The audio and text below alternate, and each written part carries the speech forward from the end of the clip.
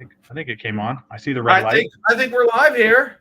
Hey. What's going on, everybody? Yeah, it says end broadcast. So we're live. We're live with Dewey Rides, who's doing the live stream circuit. And we've got some people waiting.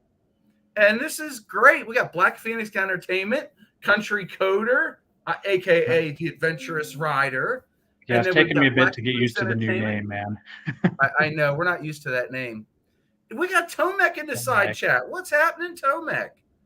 Look at that. Yeah, and there's Tomek's Adventurous Rider.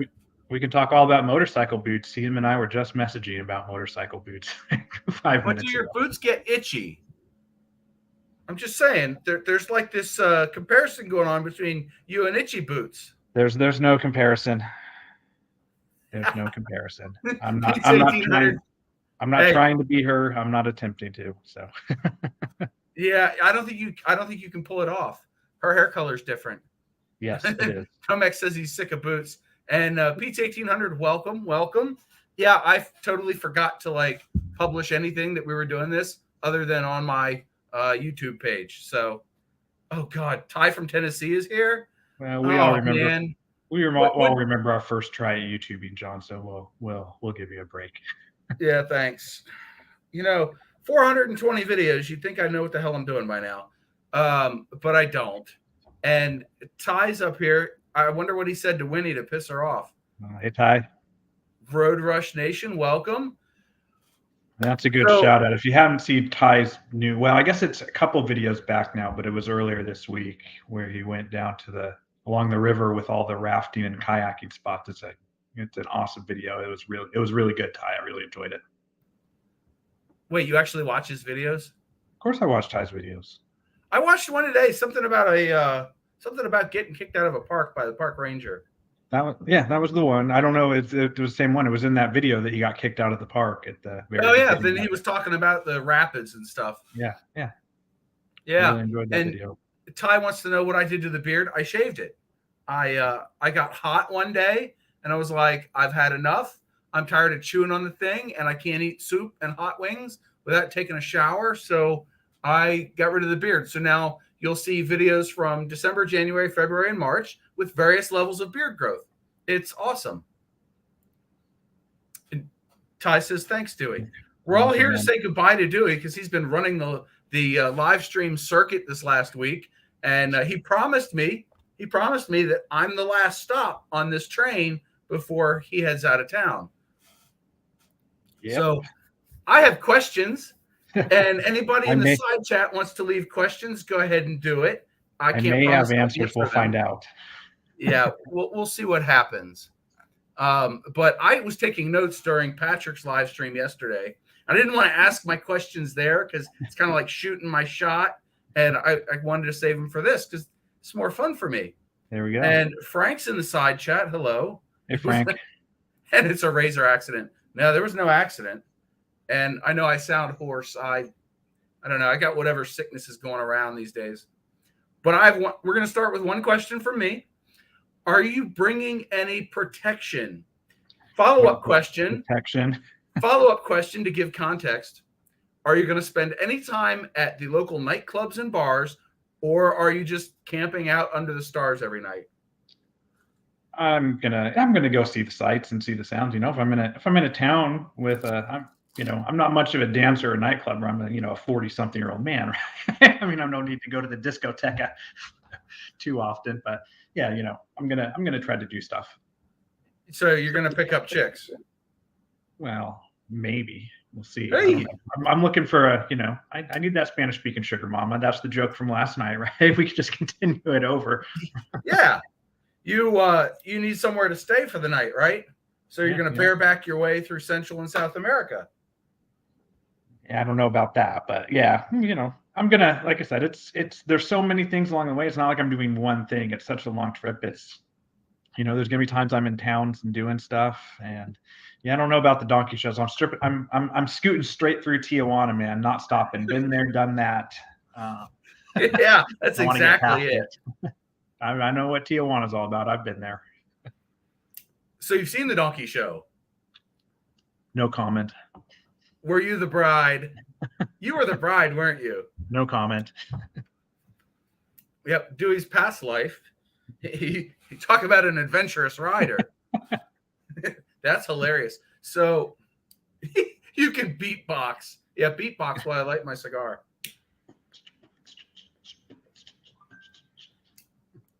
I heard a distinct what is that?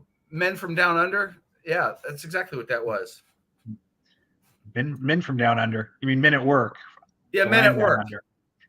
Look, it's been a long week. All right, give me a break here. I'm doing the best I can.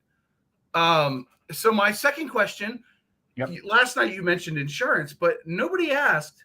Yeah, Black Phoenix Entertainment. 5 minutes in, we're already at donkey shows. It's a road reality live stream. What do you expect? My sister is gone. Hi. If your sister wants to come on the stream, she can. Yeah, if you want to be live on the internet, Heather. She's shaking her head no. Yeah, but now we have Heather. We know who Heather is. Yeah, that's not. I messed that up. Yeah. Already, she's no longer incognito.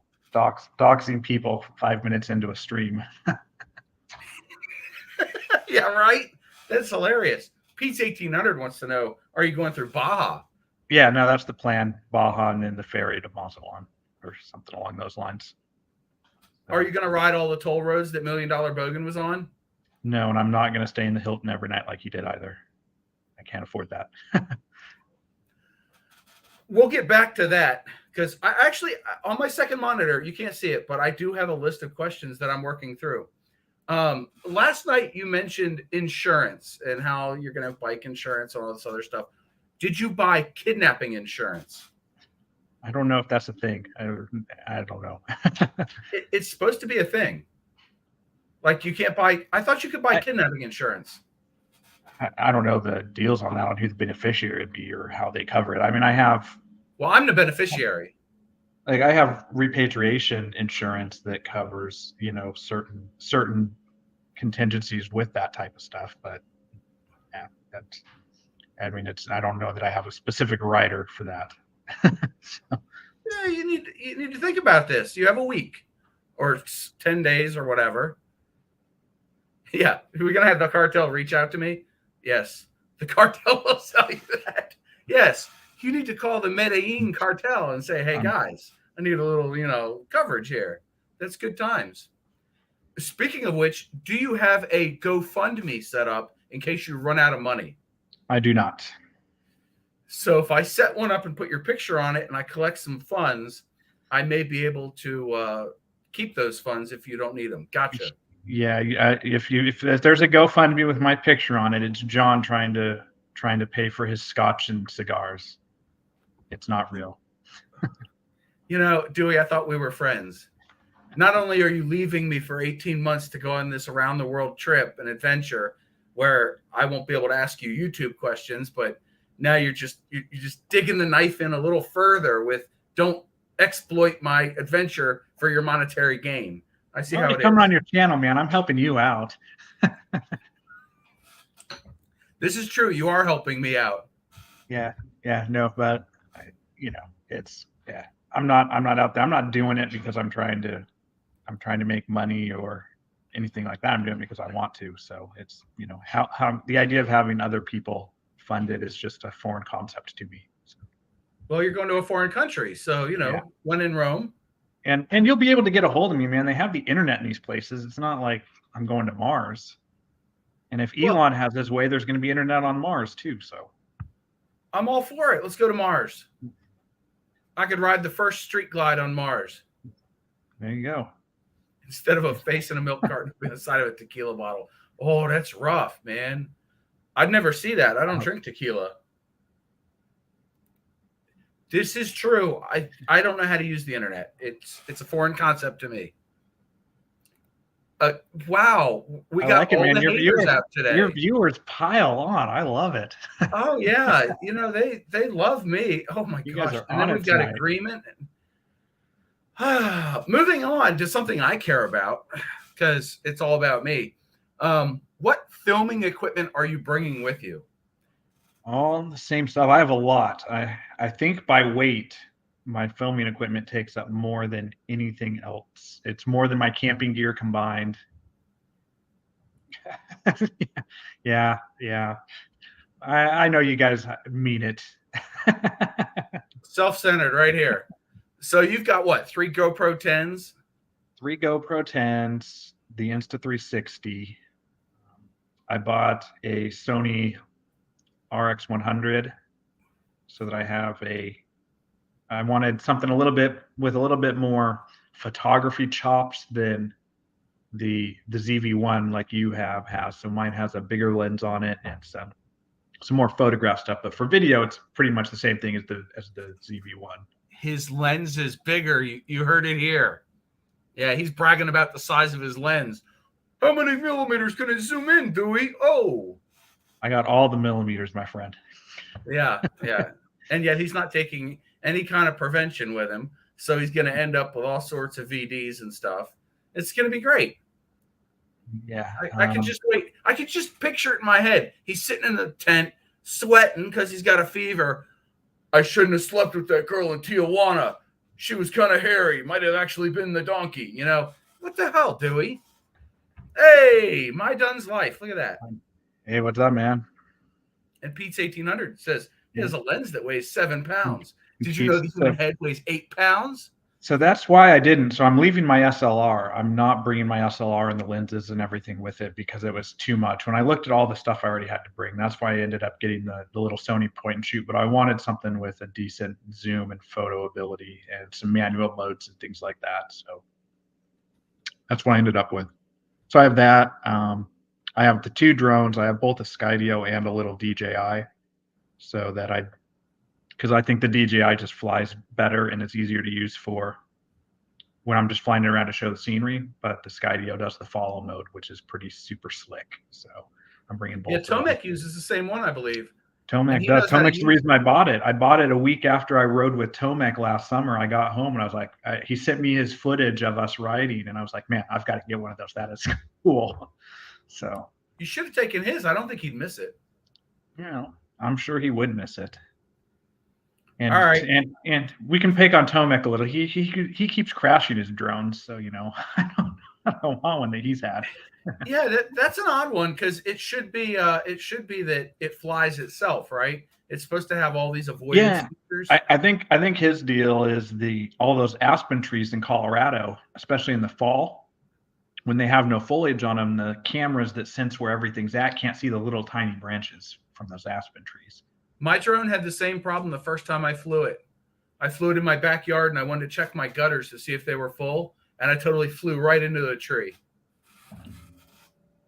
That was operator error. And Mr. McStash says, I'm going to be hitting Amazon tomorrow. Yeah, not so much. I got to curtail the spending. It's been a little rough lately. And Ty buys whatever Pete's. You know what? Yeah. John says he has to curtail the spending. That means he got to talking to by the wife about his spending. It pretty much. Actually, there's the credit card company. Yeah, the FAA is listening. I do not have a Part 107, so I'm not buying another drone. And I only use my drone for personal recreation, not flying for the channel. So, well, I'll honestly be able to say this was filmed in Mexico when I do it. You know, motovlogger disclaimer. Yeah, you won't be like all the motovloggers that are like somewhere in Mexico and they do a high speed run. Ooh, we got fighting words. Tomek says he never crashed it. Yeah. See, and then my Dun Life, he gets it. Harley Card is getting up there. Hey, anybody saw on Instagram, I put all-terrain tires on my truck last month, so those weren't cheap, let me tell you. Yeah. And this guy, Black Phoenix Entertainment, he rides from New England all the way down to Mexico to do his top speed runs. Kind of crazy. I don't blame him. Yeah, I would ride down there, but I don't have that kind of time. And it crashed itself. All right, so you're bringing a ton of filming gear. I guess that's technically true. As Tomek didn't crash it; it did crash itself. Potato, tomato. So you mentioned all the camera gear you're taking with you. It's a lot. Hopefully, it all works for you. And enough batteries to power it all. Yeah, are you adding up all those batteries? That's a lot of weight on a motorcycle with all those batteries. So are you bringing a solar panel to charge them with? No, I have my top box wired for electricity, and I charge 3 battery bricks. So I have between the three of them, I have like 82,000 milliamp hours of power from them. So I've done the math, not counting the drone batteries because those take a whole lot of juice, but I can recharge all 9 of my GoPro batteries, my cell phone, my Sena, and things like that for about 4 days without recharging anything. But I can charge them while I ride as well off the bike, so I should be good for power with that stuff. I just, I only charge the drone batteries when I have plug-in power available because they zap a lot of juice. Well, the Hilton has the best power outlets for that.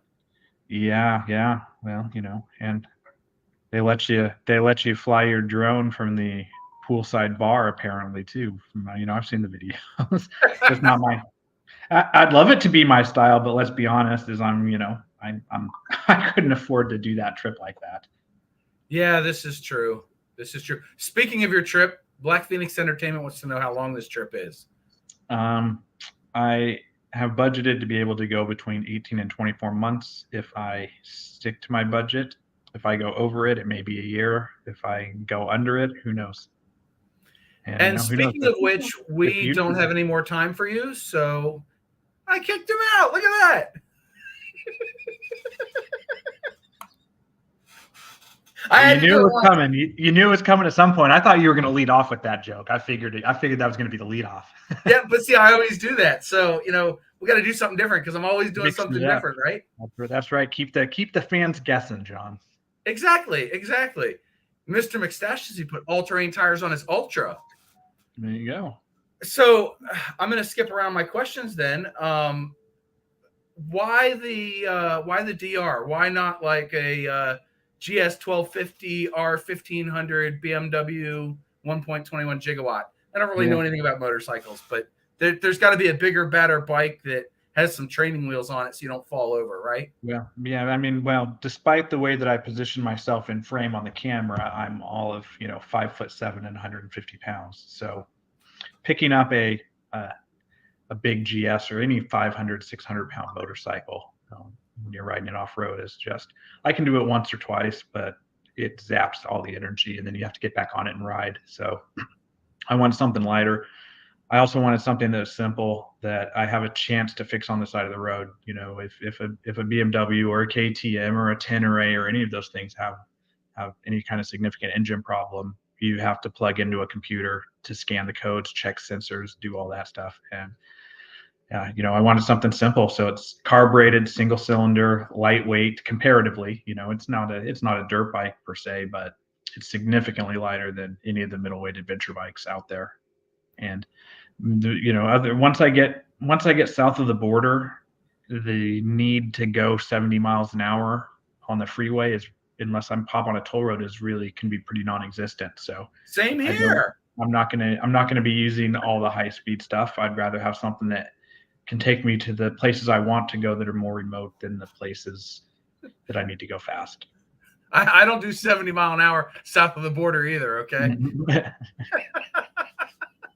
I'm built for comfort, not for speed. I'm talking about my street glide, obviously. Yeah, I know. So you're bringing all these cameras with you. What kind of storage are you bringing with you?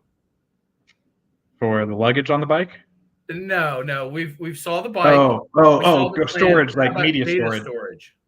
Yeah, I've got right now, and this will be I'll upload to the cloud, obviously, when I have good internet and it makes sense. But I have 10 terabytes worth of SSD drives and my laptop. So I can store a lot with that. And then each of the GoPros, I have 328 gig SD cards for. And I have a 256 gig SD card in the 360 camera because I don't use it as much. I only use the 360 camera when I know I want the shots from that the 360 can get. So I just have one 256 card for that. And same with each of the drones. They each have a 256 gig card in them. So I've got a lot of gigs of SD cards and a lot of SSD storage. Well, not to make it all about you, but Pete's 1800 says, "Holy smokes, that's a lot." I should remind him I have 29 terabytes connected to this computer that I edit with, and I'm not even leaving my neighborhood. Yeah. So here's the thing, Pete, is When I did my 2-week trip earlier this year, I filled up 228 gig SD cards from each of those in each of my GoPros in that 2 weeks. So, I figure I have 2 to 3 weeks worth of footage that I can get SD cards filled, and then you start adding all those numbers up, and 10 terabytes of storage at that rate only gives me about 3 months of storage worth of footage. So even and when you're going as long as I am, you still have to be uploading to the cloud to start freshening up and making room for what's new after a couple of months. It takes a lot of storage to keep that much footage long term when you're filming almost every day. Yeah, how much you film. People don't believe how quickly it adds up. And you film at 1080, right? I film at 1080 24 as well. I don't do 60 frames a second or anything. Mine's all 24 frames a second. I mean, I film at 30, but I film at 2.7K. And then on my Sony, I film at 4K. So, it adds up. And look at this. Jarvis Biker's in here. He's got hard disk drives coming out of his hindquarters. I hate to say it, but hard disk drives are the old way of doing it. I wouldn't edit with one anymore. There's no way. They just don't have the throughput. I wish that they were more durable. I would have much rather bought myself, a few big, 10 terabyte hard drives and carried 2 of them or something and just had tons of space instead of a bunch of SSDs. But they just don't travel well. They're bulky and they're fragile. And they don't have ones that park the read-write heads and they're ruggedized. They may have them, but you still have mechanical stuff that can go bad. And if motorcycles are any indication, you can, you ride off road on washboarded gravel roads for very long, you find out anything that's not bolted down well. Yeah, I ride a Harley. I'd come back 200 pounds lighter. Yeah, a Harley and washboard roads, they do have about the same effect on things. Hey, maybe you know what? Maybe I should ride my street glide down some washboard roads, and it'll be smooth because it'll just the vibrations will cancel each other out. Are you going noise canceling headphones? Yeah, right. Are you going to ship any of these drives home and buy new drives while you're on the road? If I have to, I will. I'm hoping to. I'm going to come across high-speed internet where upload something to the cloud overnight. I can run it and transfer off a whole 4 terabyte drive in a night, and then I can I have friends, family up here who we can get cheap hard drives and stuff up here. They can download it off the cloud if I don't want to pay the cloud storage while I'm gone, just to keep the size down. But yeah, we have lots of options. We've talked about it. And if you send them to me, I can edit them and upload them to my channel and make money off of your videos. That'll save me a ton of time if you want to edit all my videos, man. Send you all the footage. There we go. You're saying you're not doing it to have people pay you, so you should pay me to edit your videos. I charge a very reasonable rate, by the way. You want the Hollywood level quality, man, you got to pay for it. That's true. All those special effects. Oh, yeah. Have the Dewey Ride logo plastered on the side of, a mountain or. Well, DaVinci Resolve has the surface tracker, and it figures out the points on a mountain, and you can track text to it, and it'll make it look like it was painted on the side of a mountain. I've never had luck with it, man. I've tried the surface tracker and it loses track. What I found out is that I get really jittery with my helmet when I'm trying to look at stuff and excited, and it moves around too fast for the surface tracker to ever track it. You need a max lens mod like I have, and then record in a higher resolution too. The higher resolution probably help. Yeah, the resolution makes a huge difference. So my next question for you, and it's a serious one this time. Do you already have the currency you need in each country, or are you going to do the conversion when you're en route? Yeah, hit up the ATMs when you cross the border. You get a lot better fee that way. Even if I go to my bank, they're gonna charge me some kind of fee. When you hit the ATM, you just get the straight exchange fee. Okay. Yeah, I remember my wife sent me to the bank. She was going out of the country and she needed foreign currency, and she sent me to the bank, and I had to get all that stuff for her. And I was like, I can't believe this. I got this pile of money. It's $12 or something, you know? Well, and to be honest, right? I mean, I don't want a year's worth of traveling in cash on me. You know, that's It not would what I make you look need. bulkier and harder to kidnap. If you look bulkier, like I eat cake so that people can't kidnap me. Okay? I'm living the meme. I know, right? How many countries are you going to ride through? I think it's, well, it depends on on what I do after I get to the tip of South America and what the plan is after that. But from here to the tip of South America, I think it's 16 countries. 16 countries? That's crazy. Right. Yeah, that's why I'm not bringing cash for it, man. Countries. You know what? I can't blame you. I can't blame you there. And Pete's bringing a 2 terabyte drive. Is that for your Alaska trip, Pete? You're going to Alaska, right? This summer, if I remember. I think that'll be plenty for your Alaska trip, and if you're taking about a month or so to go do it, I would guess.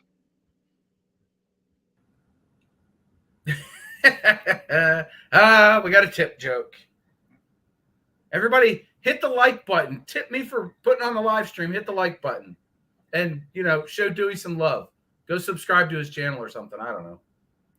Hey, I got a question. Speaking of money. Yeah. So how much did you budget for this trip, if you don't mind me asking? That's something I would actually rather not say. So we found the line. We found the line. Yeah, I don't need to tell people what my finances are. Okay, well, I had to ask. Yeah, people wanted to know. We'll say it's not an insignificant amount, right? It took a lot of thought and dedication to do it. Well, I happen to have on my phone here your banking app, so I know exactly how much Dewey is spending on this trip. He has saved up $146,000, $146,233.46 as of 5 p.m. Eastern time. So almost 150 grand for 18 months. Do the math, everybody. That's what he's doing. See? You're and doing $1 million Bogan math there. I like to eat fish and chips at $1.40 too, Just saying. It's South America, $100.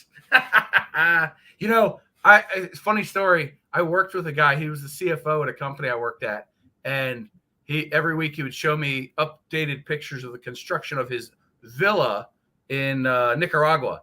And one time I asked him, I was like, "Is it safe down there or dangerous or whatever?" And he goes, "Dude, I got 3 bodyguards. They cost me a total of $10 a day. I'm good." So things are a little bit cheaper. Yeah, and for the adventurous rider, maybe after I'm back and kind of, done with it, I'll do a what did I spend, what did I go through type of thing. But yeah, in advance, I don't think it's something we need to go over exact numbers on. Hey, look, I'm just here to ask the hard questions that nobody else fair is enough, going man. to ask. Speaking of which, now it was recently in the news, but I was wondering, I have heard that cosmetic surgery is cheaper in Central and South America than it is in the U.S. Are you planning to have any done while you're on your trip? No, I'm not planning to. We'll find out. Maybe, I don't know if the Kardashian addition is going to help me or not. I mean, everybody likes a good butt on camera. I mean, why else would they watch this ass? Hey, look, self-deprecating humor. I'll have a drink of that. Yeah, but no, certainly not. I don't think any amount of surgery is going to help this. You never know, man. If you told me in 1990 that Roseanne Barr would look better in 2023 than Madonna, I wouldn't believe you. But I saw the meme on Facebook. It has to be true. So, weirder things have happened. Yeah. Oh, and I've got a Jarvis, where are boots and jeans? Where are they going to? And also for Pete, yes, some of the food is expensive in Alaska. When I did the trip, though, we did it on the cheap. I did the whole month for $1,200, including gas up there and back. So you can do it cheap if you want to. Oh, there's Eric. Eric. We said his name 3 times. And then he showed up, and now he's going to wonder, and he's going to have to go back and watch the start of the live stream later on after I add the ads to it. Well, he popped in, and the first comment he probably saw was back to the donkey show. Yeah, he's gonna be like, "Oh, that's my ghost dog Bourbon telling me I got to roll out." I don't blame you, Eric. Welcome to the donkey show, as it were.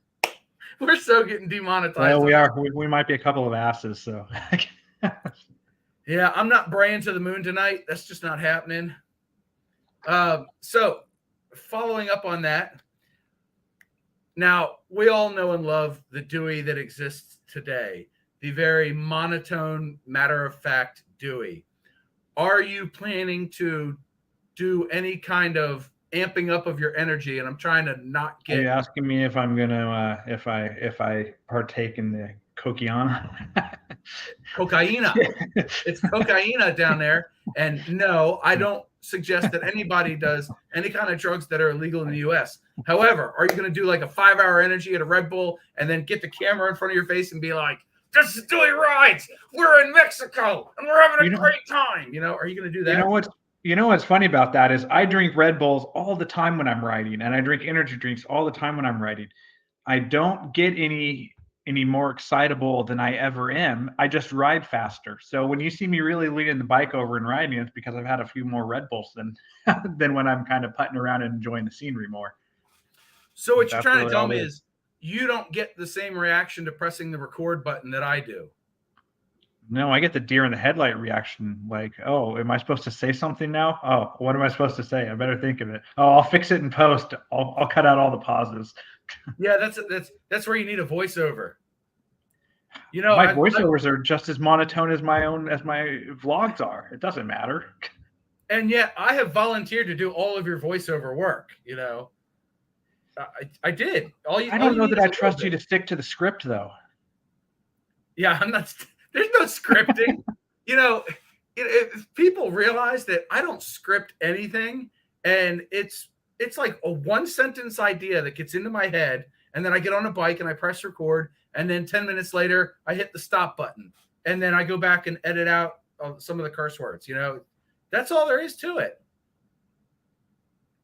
Yeah, I just have to cut out all the pauses, and I say "so" a lot. That's the funny thing. You realize when you watch your own footage, some of your tics that you have, and I'm constantly saying "so" when I record. Dude, I do it too. At least you wear a full face helmet. You can just edit the audio a little bit, cut out the 10 frames of "so," and then you're done. Me, I've got to like switch camera angles and butt all the words up together. It's crazy. Well, yeah, all the noise reduction stuff means I can cut the engine noise out and add it back in afterwards, so you don't notice that. Before we were using the cool tools to cut out the wind noise and all the extra background noise, you could tell because you could hear the engine revving up and down, and I was going through corners. So if I started cutting it out, it wouldn't line up. Tell us more about this AI, my done life. Are you using ChatGPT to cut out your ums and ahs? Because I say, and so yeah, and I say them all 4 words just right back to back to back to back to back, and then I have to cut like 3 whole seconds out, and I'm good. I'm just gonna say it. I think ChatGPT is just a smarter ass Jeeves. Maybe that dates me. Oh my god! Oh, you're gonna make me spit out my bourbon. That was good. Yeah, Pete's 1800. We should start a drinking game with our one word. I love it. We'll do that, but don't do it while you're riding. Obviously, Yeah, no. This notice required by law and all that. Yeah, Kraken cutting out the "so."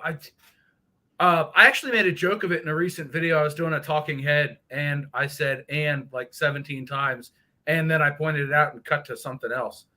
That's my way. Just make a joke of it. Yeah. I tell you one thing though. After doing 400 and some videos here on YouTube, you really learn how to talk better to a camera or edit the piss out of the footage when you're done. Yeah, I edit so many so's and ums are the constants. I remember editing your footage, and I took like 15 words that all had these pregnant pauses in there. I was like, what is Dewey having? Triplets? And I was just like, cut, cut, cut, cut, cut, cut, cut, cut. and then I had all the words next to each other, and then he spoke at a normal pace. Oh, It was hilarious. I was like, this is so worth it. I have to think through what I say, but the problem is I think through mid-sentence. I don't think, say a sentence, and then think. As I say a word, I think. I say a word, I think. I find myself doing that. I actually I threw a video away. I deleted the footage because it was so horrendous. There were more ums and ahs, so there were more filler words than actual words in the whole thing. I was like, you know what? I spent 45 minutes going through this footage, and it is not savable. I'm just gonna try again another day. But Yep. we got an answer to that question, and the question is no. You're still going to be the same old Dewey. Still going to be the same old Dewey. Nothing's changing. All right. It'll just be. I'm just trading evergreens for palm trees. That's it. You know, I can't blame you. I got to get down south one of these days. Another serious question. Oh, hey, wait a second, Eric. Has you so? Yeah, I didn't know that this is the first live stream that Eric's popped onto. So, Eric, I'm gonna go from here to the southern end of South America first, and then decide what's next. I may ride back through all the Americas again. I may ship myself into Miami and go ride the East Coast of the U.S. and see everybody, and then ride back across the U.S. That's definitely an option. Or if I was really good with my funding, the dream scenario, if I nailed my budget, is I will ship from Buenos Aires or Sao Paulo or something like that to Europe, and then I've always wanted to go to the Himalayas. So if I could find a way to ride across to the stands from Europe, that would be the ideal finish to it all. See, I told you we had a serious question. Yeah. See, I already knew it. I have a serious question, though, but thank you for answering Eric's question. What would make you pack it in early and head home? If I really just don't enjoy being alone and on the road that long, it's one thing to go do it for a couple of weeks, even a month type of trips that most of us do when we have our normal vacations. Going for that long, it's going to be an adjustment, especially for somebody like me. I've never been outside of Portland for more than that time, right? I've lived here my whole life, so it's a huge change. So that, I guess, some nightmare scenario where I just have a horrible experience or two along the way that just says screw this and I'm coming home, I guess. That's always an option too. But so if you don't get to be the bride in the donkey show, you're packing it in.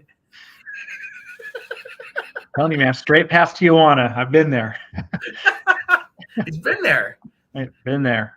Yeah. No, I haven't, Eric. I have saved my pennies, and I am funding it myself, and I take a lot of pride in that. And it's been a very good experience over the last few years of planning and doing it to kind of have a goal for long enough to be this dedicated to it, to have gotten there. It's a big source of pride for me. And so I'm funding it myself. I'm not asking for anybody's money. I'm certainly, I'm not even monetized on YouTube. I'm not making a dime of it. I'm doing the video so I can share them with people and have a record for myself. No, you're going to be monetized soon. I can't guarantee it, obviously, but I have a strong feeling that you will be. Yeah. We'll see, but I'm certainly not counting on it. I mean, if some money comes in, great, that's nice. But I would do it from the ad revenue. I don't know. I don't like the thought of my friends, and I think of all the YouTubers and the people that I interact with and all my comments as my friends. I'm just like, I wouldn't go ask my friends for money for this. I'm not going to ask the people specifically for it. I'm totally not that kind. I would absolutely hit up all my friends and family and say, hey, send me what you can. I'm going on this trip. And then I'd probably end up making it as far as the corner store and turning around and coming home. It's one of those, it's a dream vacation, right? I mean, I'm giving myself a chance to go do something that I've always dreamed of doing. So I think of it as, somebody taking a vacation to Paris or Rome or something like that, right? It's just, I saved to do something I want to do. That's what it is. That is admirable. I have to tell you that much. But you have mentioned that you're going to do a lot of camping on this trip. Are you going to incorporate more of the moto camping footage into your videos? Yes, I actually practiced the last video from my California trip, which is the videos that I'm releasing right now. I have 2 left to release before I start the trip videos and things along the related with it. The last one of them is a very heavy camping section, and I did a lot of filming while I was camping and doing all that. So as kind of a trial run to get myself a little bit more comfortable with doing that stuff. The funny thing is, I always tell myself I'm going to film more camping, and then I get off the bike and all I want to do is have a beer, sit around the campfire and enjoy it and relax, and I don't film anything. Yeah, I don't blame you. You know, you get in the moment and you just want to sit back and relax and take in the moment and have all your senses in that. And you know who does a good job? You know who does a good job of the moto camping is the Story Till Now. Yeah, you know, he does it in the Jeep, right? But his filming is amazing. He does I love his channel just from a visual standpoint. It's incredibly interesting and well done. And some people do a great job of moto camping videos, and they're phenomenal. But I don't do it to film it. You know, my going out and moto camping is me doing the thing that I love to do, and I love getting to be out in nature and relax and see those beautiful things, to just sit down and enjoy it and have a beer, a cigar, a scotch, and be out in the wild. I don't really like to turn the camera around because that takes me out of getting to enjoy that time and see those things. So I generally don't film it. So the reason I bring up the Story Till Now is he did a video a couple of months ago where he put the camera up on the other side of the fire that he'd set, and he had it filming him, and he just showed that for like 2 or 3 minutes straight. And you could hear the crackling of the fire, and you could see the stars above the Jeep, and you just saw him silhouetted by the fire. And I thought something like that would definitely fit your filming style. So yeah, I mean, it's stuff I need to try. I need to remember to go do it and get comfortable with the fact that I'm sharing those moments with the world, and it's not just my moment. That's the hard part is, I have a lot of memories up in this old brain that are my moments of things that I got to go do, and I didn't take pictures, I didn't film it, I have nothing but the memory of it. But those are kind of special to me too. Yep. And on the flip side, I have a watch later queue on YouTube full of other people doing all sorts of interesting stuff while I sit here on the porch and drink bourbon and smoke cigars. Because I don't get out much. But I have one more question, and then we're going to open it up to everybody else. Hey, Mr. GS48, welcome. Did you get any questions? Yeah, from Arizona. He's been a follower of mine for a while now. Did you get any questions after Patrick's live stream yesterday? I will open the floor if you'd like to answer them here. I did not. I got some awesome comments from Mr. Tony Reno, who, that'll be my big shout out of the night. If you guys do not watch Two Wheels for Fun and Tony Reno, he's got an amazing channel, and go check him out. But that was the one who reached out, was Tony, and he just had a lot of good comments. He really enjoyed it, and he was sorry that he couldn't be on to watch it live last night. Two Wheels for Fun, huh? It's either Two Wheel for Fun or Two Wheels for Fun. I always misspell it. I'd have to look it up. Well, why don't you drop a link? The wrong one. Drop a link in the side chat, because it's going to be too hard for me to figure out how to do this. It's technology. I don't know anything about technology. But now that I've asked all my questions, I'm going to open it up to anybody that wants to join in, get their face on camera. We'll go to you as a moderator if I try to drop a link. I don't know. Try to do it. See what happens. Did it? Did it work? I don't know. Can you see it? Did it come through the comments? No. Yeah. So here, I'll message you in the private chat. Oh, we have that? Yeah. Private chat. There we go. We have all the technology. Well, you do that. I'm gonna go grab a fresh beer. Hang on. And while he's gone, I'll remove him from the chat, from the stream. But there's the link in the side chat over down there somewhere. Two Wheel for Fun. So check that out. Dewey's recommendation. You know, we got to give the guy his last request and all that. But I did drop the link there. So if anybody wants to come on camera and join us, please hit the button. Yeah, there we go. It's in the comments. Oh, Dewey's back. I'm back. And yes, you can trust that recommendation. If you're a motorcycle rider, you would enjoy Tony's videos. They are phenomenal. Go watch his Italy tour where he did recently. It's phenomenal. Oh, excuse me. So those are all the questions I have. Do you have any questions for us, Dewey? You're going on the trip. On the spot. Questions for you. Yeah. Yeah, you know what? I used up all my creativity over the winter, and I'm just skating by now. Well, I guess the one that we'll find out is how many videos do you have pre-recorded and already ready to go if you're skating through winter? 12. I have 12 uploaded, ready to publish, and I have 10 or 11 left to edit. So, and I don't know if any of those are actually any good. So, because I haven't looked at the footage, so I don't know what the hell I'm doing. I don't know how you film that much, man. I would be out of ideas. But all I do is point at trees and mountains and say, "Look at that!" Right, and people watch it.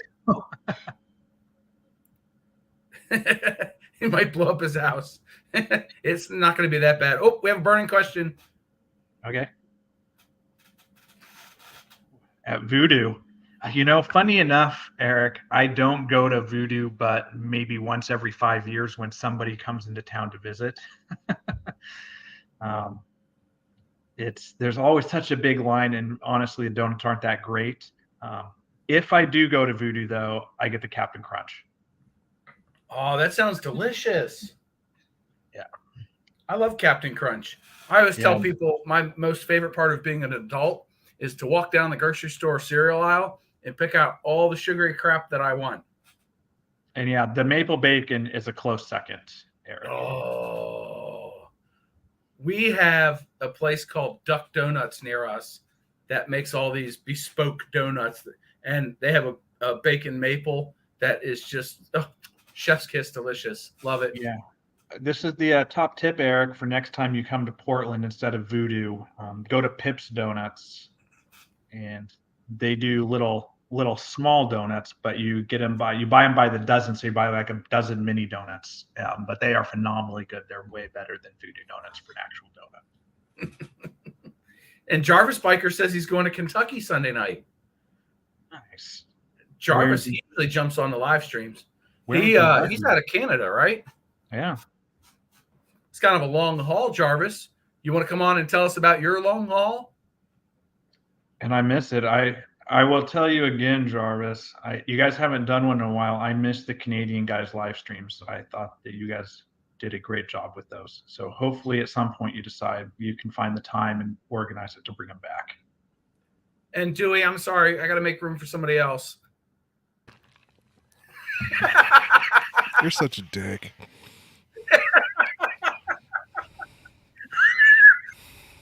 You tell him, Travis. He's grade A asshole right there. You know, that's a compliment. That's a compliment. That's an upgrade from my normal moniker. Oh, my goodness. Yeah, Jarvis says he's going to join in. See, now John got all his questions out of the way, and I won't call them burning because I took my penicillin today. But we're going to get some more people on here. It's going to be fun. Oh. It'll be interesting. Hey, Smyrna Cowboy, welcome. Oh, good Smyrna made it. I know that he posted that he missed Patrick's live stream last night, and he was going to be busy. So I'm glad he could make it tonight. Yeah, and if you haven't got a chance, that's the plug. After this, go watch the live stream on Patrick's from last night. he did a phenomenal job with the questions. I was blown away by how good Patrick was on the live stream. Yeah, he and Tomac did a really good job, and I feel like the copycat here because I'm just out here asking a bunch of nonsense questions. But And but like I said, is they were very different. Tomac is really a very good mechanic and motorcycle person, so it fit really well to kind of go over the bike with Tomac. And Patrick had great questions about packing and traveling and all that stuff. And me and you are just drinking beers and laughing with each other. That's because that's what we do. it is what we do. My beer looks different, and Travis apparently is still having camera problems. Yeah, I think this Logitech camera is I had problems with my stream, but I thought it was my setup because I was doing some weird funky shit. This camera's still cutting out. Yeah, Travis has like a 17-step setup for his studio. I tried that. When I did Tomec's stream, I had the whole thing going. I had StreamYard cooked to my phone so I could get up and walk away, but then I had the Sony camera plugged into the computer and I had a light and everything, and it still didn't look great. Now this time I'm just using the one built into my laptop. That's it. And it looks pretty good. I pretty much just have the Hero 8 that you helped me set up, and then I put my softbox light up here and I turn off the overheads and I'm good. Out here on the West Coast, the sun's still out. Well, we don't call it sun. It's Portland. It's gray and gross, but it's natural light. Oh, hey, Frank wants to know. I have to use the special high altitude rated air for the Andes, Yeah, are you taking extra blinker fluid with you? No, I'm less worried about the bike. I'm more worried about me at those elevations, if we're really honest. Bike will run. I have some extra jets for the carburetor. We'll get it running fine. I don't know how I'll do at those altitudes. Poor Travis. He keeps trying to rejoin. Yeah, I'm still here. Just oh, no camera though, huh? Yeah, the camera keeps cutting out. What if I make room? No, nothing. Didn't help.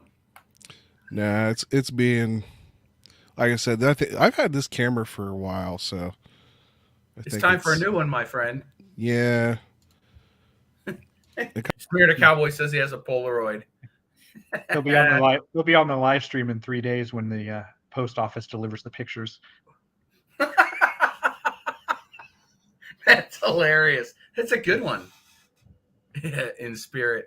Yeah, he's in there in spirit. He's the voices we're hearing in our head. Oh man, you're gonna have such a blast. We're gonna miss you. I mean, we're gonna see. You may see more of me than now. Like I said, my goal. I said it last night. My goal is, instead of doing a video every 2 weeks, I really want to try to get a video out a week while I'm traveling on this. I hope I have the time and the motivation to do it. But that's hopefully you'll see more of me. And my plan, I said it in the other live streams, I'll say it in this one for the people. It's, I don't really have any desire to do a live stream on my own channel, even if I, no matter how many followers I have. I would rather spend the time and get to sit down with you or Patrick or Tomac or, Tom and Jody if they want to do it, or Eric or anybody who wants to. We'll organize that stuff and we'll go live on somebody else's channel and get to share that stuff with people. And yeah, once a month is probably a realistic thing. I'm happy to do that. Like I said, I would prefer to do it and share it around with other people's channels too, and help the community out with some interesting information and an interesting ride. Look who we got. We got Jarvis Biker in here. What's up, buddy?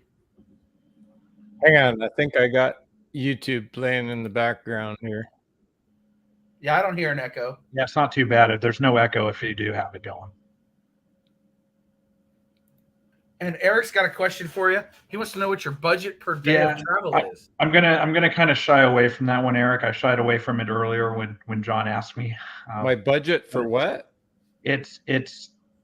I'm not on a shoestring budget, but I'm not going to be in a Hilton every night either. So it's what I would deem a pretty reasonable travel expense to try to do it on. And that's the only answer you're going to get, Eric. Sorry. Yeah. I'm too irresponsible with my money. I won't answer either. Yeah. My budget is whatever my wife will allow me to spend.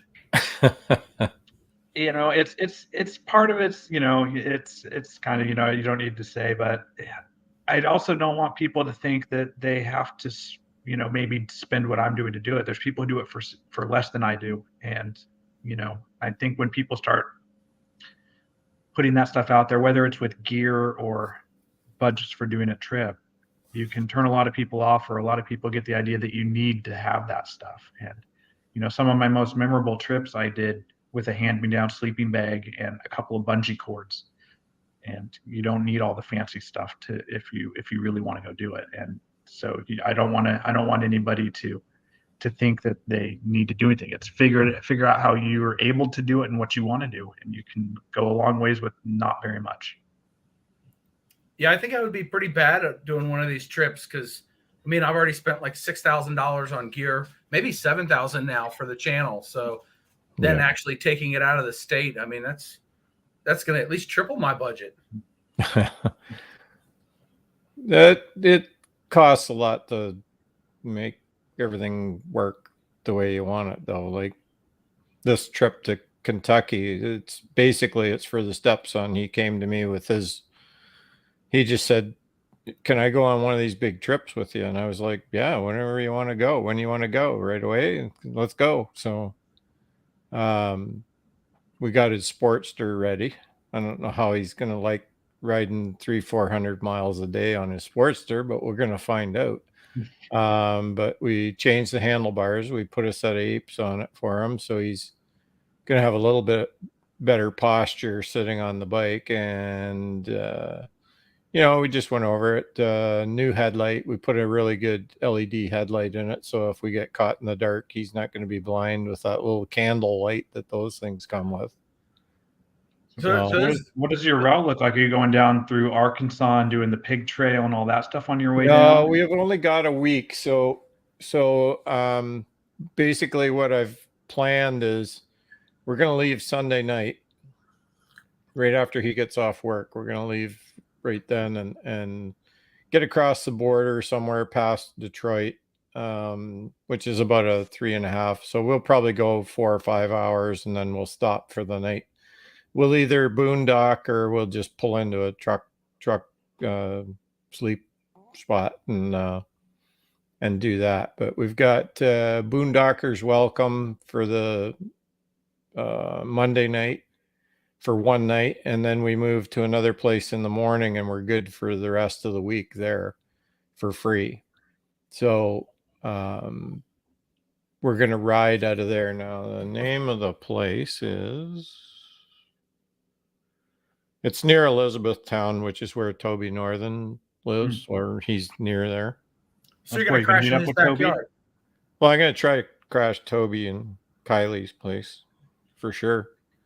So let me find that. I mean, he's nice enough to send me a decanter. He'll put you up for the night. I got accommodations. We got a pretty good RV, so tours. Oh, look who's back! Back again. Of course, now We're gonna be staying in Millwood for most of the week, Kentucky. So I've got routes planned over to Black Mountain, and there's that tunnel over there near there that we're going to go to. And there's a whole bunch of Civil War stuff all around there. I'm kind of interested in that. So we'll probably do a slide around all that. Corvette Museum is nearby. So there's a tour planned for that area, and we'll probably stop at the museum for a little bit anyway. Bowling Apparently Green. My brother says I'm supposed to buy him a t-shirt. So Unless you didn't say buy him a vet. no, he's already got one. So he there you go. wants the t-shirt. So you can say he's got one. Yeah. Well, if you want to pick me up a Stingray while you're there, you know, I won't say no. What was that, Dewey? I said, if you want to pick me up a Stingray while you're there, I won't say no. I'll get you the one that fell in the hole when it collapsed. Remember? Oh that yeah. whole place fell into the dirt. Yeah, I that was remember the- that. That was crazy. They got the Yeah. cars there. They're all covered in mud. They're a display. Yeah, they didn't restore them, I think. No. Oh, Black Phoenix has got to head out. See ya. See ya, man. See you later, Ryan. Thanks for stopping by. And since Ryan's leaving, bye, Dewey. Oh, And we then you lost kick Travis. Travis out in the process. You know what? I didn't touch the button to get rid of Travis. He left of his own accord. All right, that's the last time I'm kicking you out. Cowboy Dewey, I promise. Bowling Green, Kentucky. Yeah, that's the place. That's where the Yeah. museum is. I They got had a tongue giant tied there. sinkhole. They called it DC. Yeah. Good You times. That's only just a wish. bottomless Oh, pit, I shouldn't isn't say it? It's that. not a sinkhole. It's a bottomless pit. Oh, it is. Kind You of know, like Ottawa. I get really I know you're Canadian, but I get really upset when we have all these people that are lifelong politicians making oodles of money off of everything that they do while they're in public service, when the entirety of DC was designed to house the politicians while they were politicians, and then they go back to being farmers and businessmen and all that stuff back home after their term is up.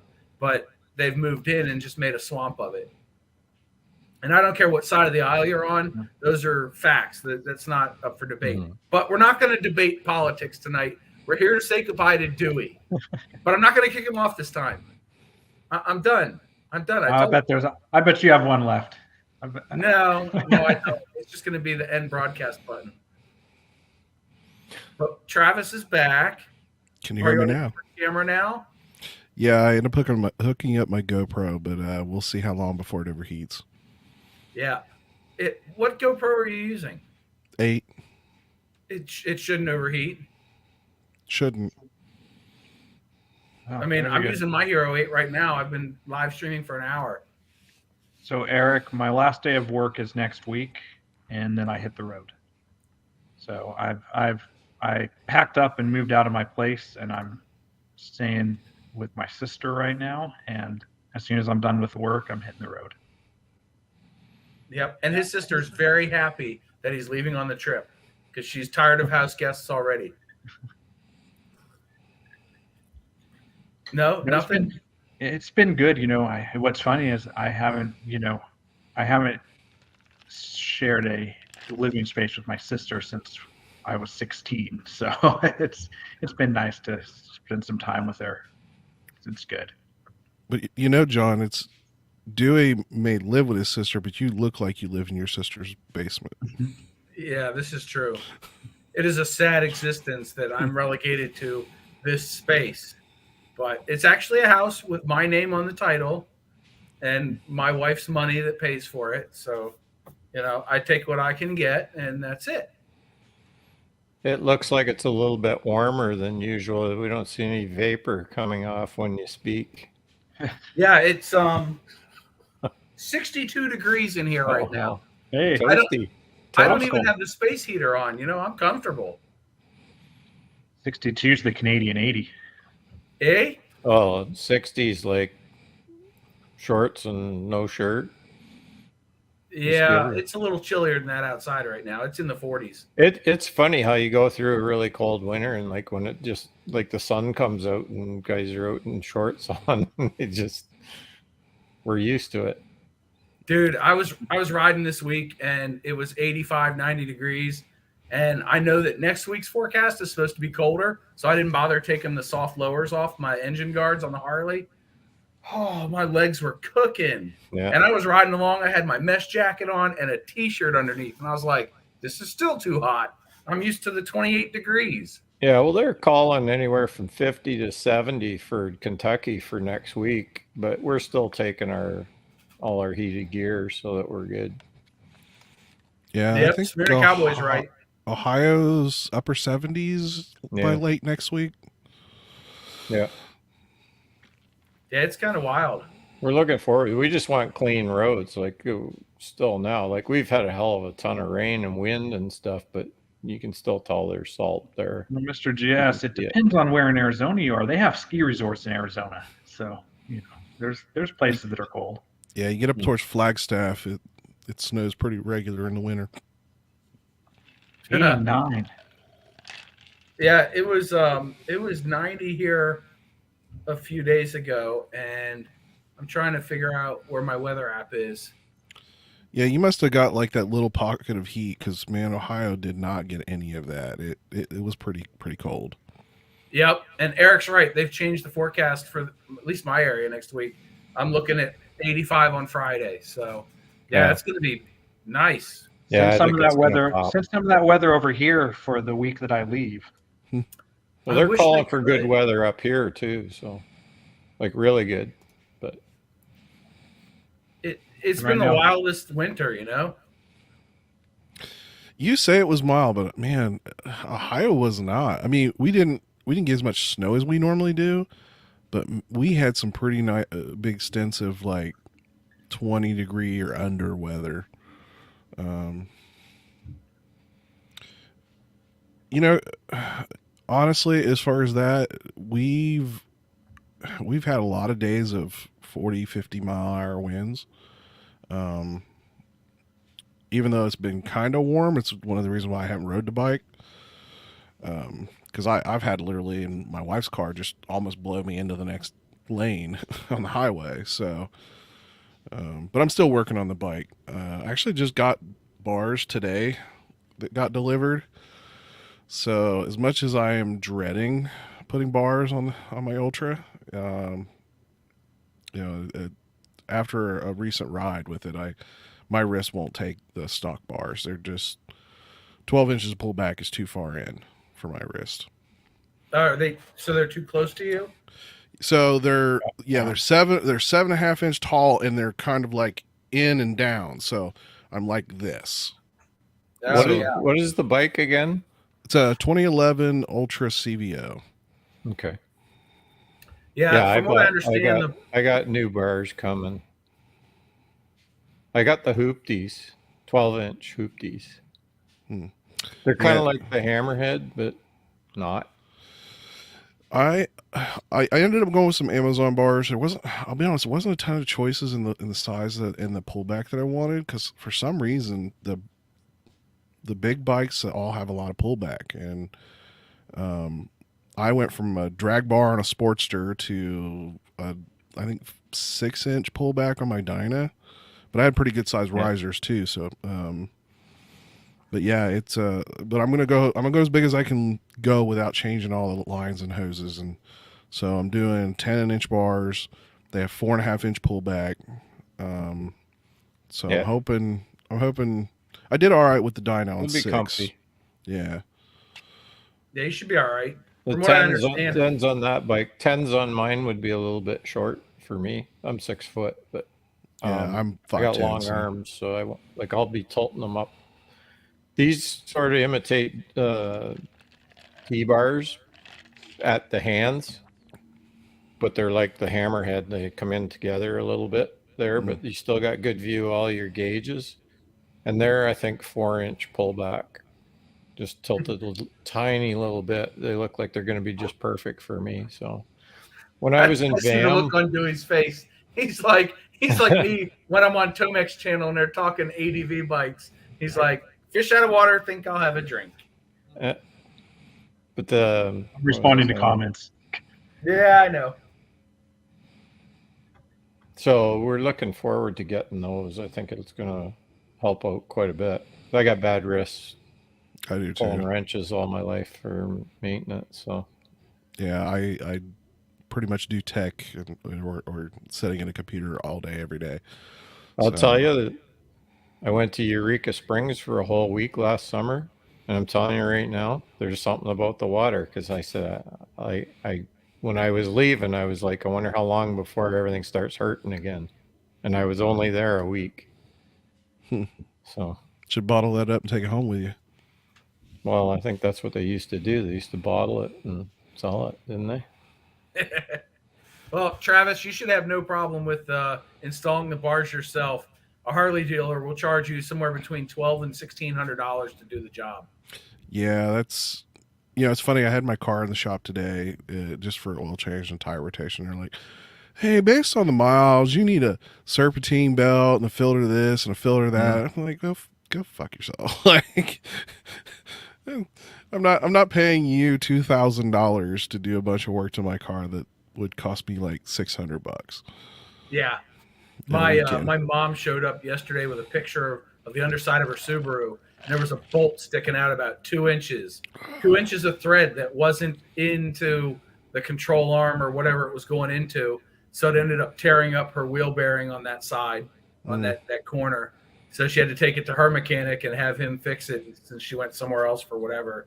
And it's just like, really? You got to the point where it stopped and you were like, that's good enough. And then 1,000 miles later, the lady has to like have a whole corner of her car rebuilt. Kind of crazy. But I don't know. I don't have any problems with bars because I'm a little bit shorter. So I'm reaching out as it is. And I just kind of lean forward and then I can bend my elbows again and go around corners. So Yeah, I'm kind of like almost hunched down a little bit with as short as the bars are. well, you need a bigger bike. So how wide are those ones going to be? Do you know? I think they're 34 inches wide. I think Okay. the stock bars are like 35 or 36. Yeah. That sounds about that's right. good. That's good. Same as mine. Yep. Yeah, my Vulcan 800 and the Street Glide both have like 36-inch bars. So they're fairly wide. So I bought the one finger levers, the shorties. They're actually 2-finger, but I bought those and I got That's what she said. brake lever installed. It would fit perfect, but the clutch lever wouldn't fit my bike, and they said it would. So you got to cut stuff to make it fit, and you can't put the cover plate back on when you're done on the clutch side. So I just said, I'm sending these back. Oh, Cable there's a or- restocking fee. I said, yeah, I realize that. Thanks. That's a bummer. Well, But to you answer- think for $400 Canadian that they could make them fit your bike perfectly, but I guess not. Yeah, Dewey. Eric's answering your question. 9-hour job because it's threading all the cables through. And I just replied, yeah, I assume that means wiring as well to all the switch gear. Must probably run inside the bars as well. Well, if they go high enough, they have to put extensions on. Now we did Nick's bike here, the Sportster. It came with like little add-ons that went under the tank. Like we took the tank off, unplugged them out of the harness, the cables that go to the handlebars, and then plugged in these little extensions, and that gave us enough that everything's fine. But you can't see that there's any plugs or anything because it's all under the tank. That's a smart setup then. Yeah. And the thing I liked about them was, and which isn't the case with my bike, mine, the cables all go through the handlebars. His, there's just a divot in the handlebar right where the switch clamp goes on, like all the switch gear. And it just goes up and around that divot and around the casing and comes back out, and they're tie wrapped down the handlebar. Yeah, So it didn't take that much to do the hand. Like I was thinking, oh, this is going to be a real shit show, and it ended up it was easy as hell. So yeah, if you're doing a Sportster or a Dyna, if you got a good set of hand tools and some basic mechanic skills, you can do a set of bars, no big deal, unless you're doing something crazy. Ultimately, when you get into the Ultras, the Street Glides, you got to take half the fairing apart to get it, moved out of the way to get to the clamp, much less, you're right, all the wiring inside the bars. And yeah, for the Ultra, it's a little bit. The Road Glide, you just got to take the gauge cover off, and then you're able to get it out of the way, unplug it, and pull it out of the way.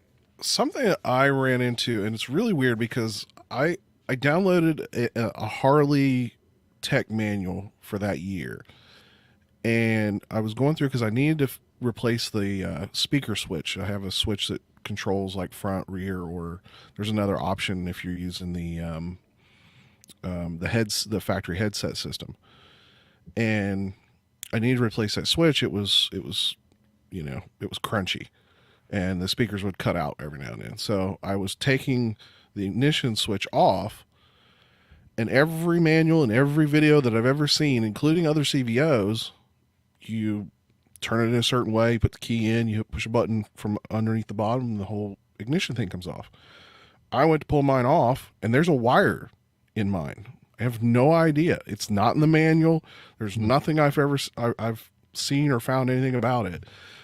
But yeah, there's a wire on that's coming through my ignition switch that feeds down into the neck of it, and I have no clue how to take that off.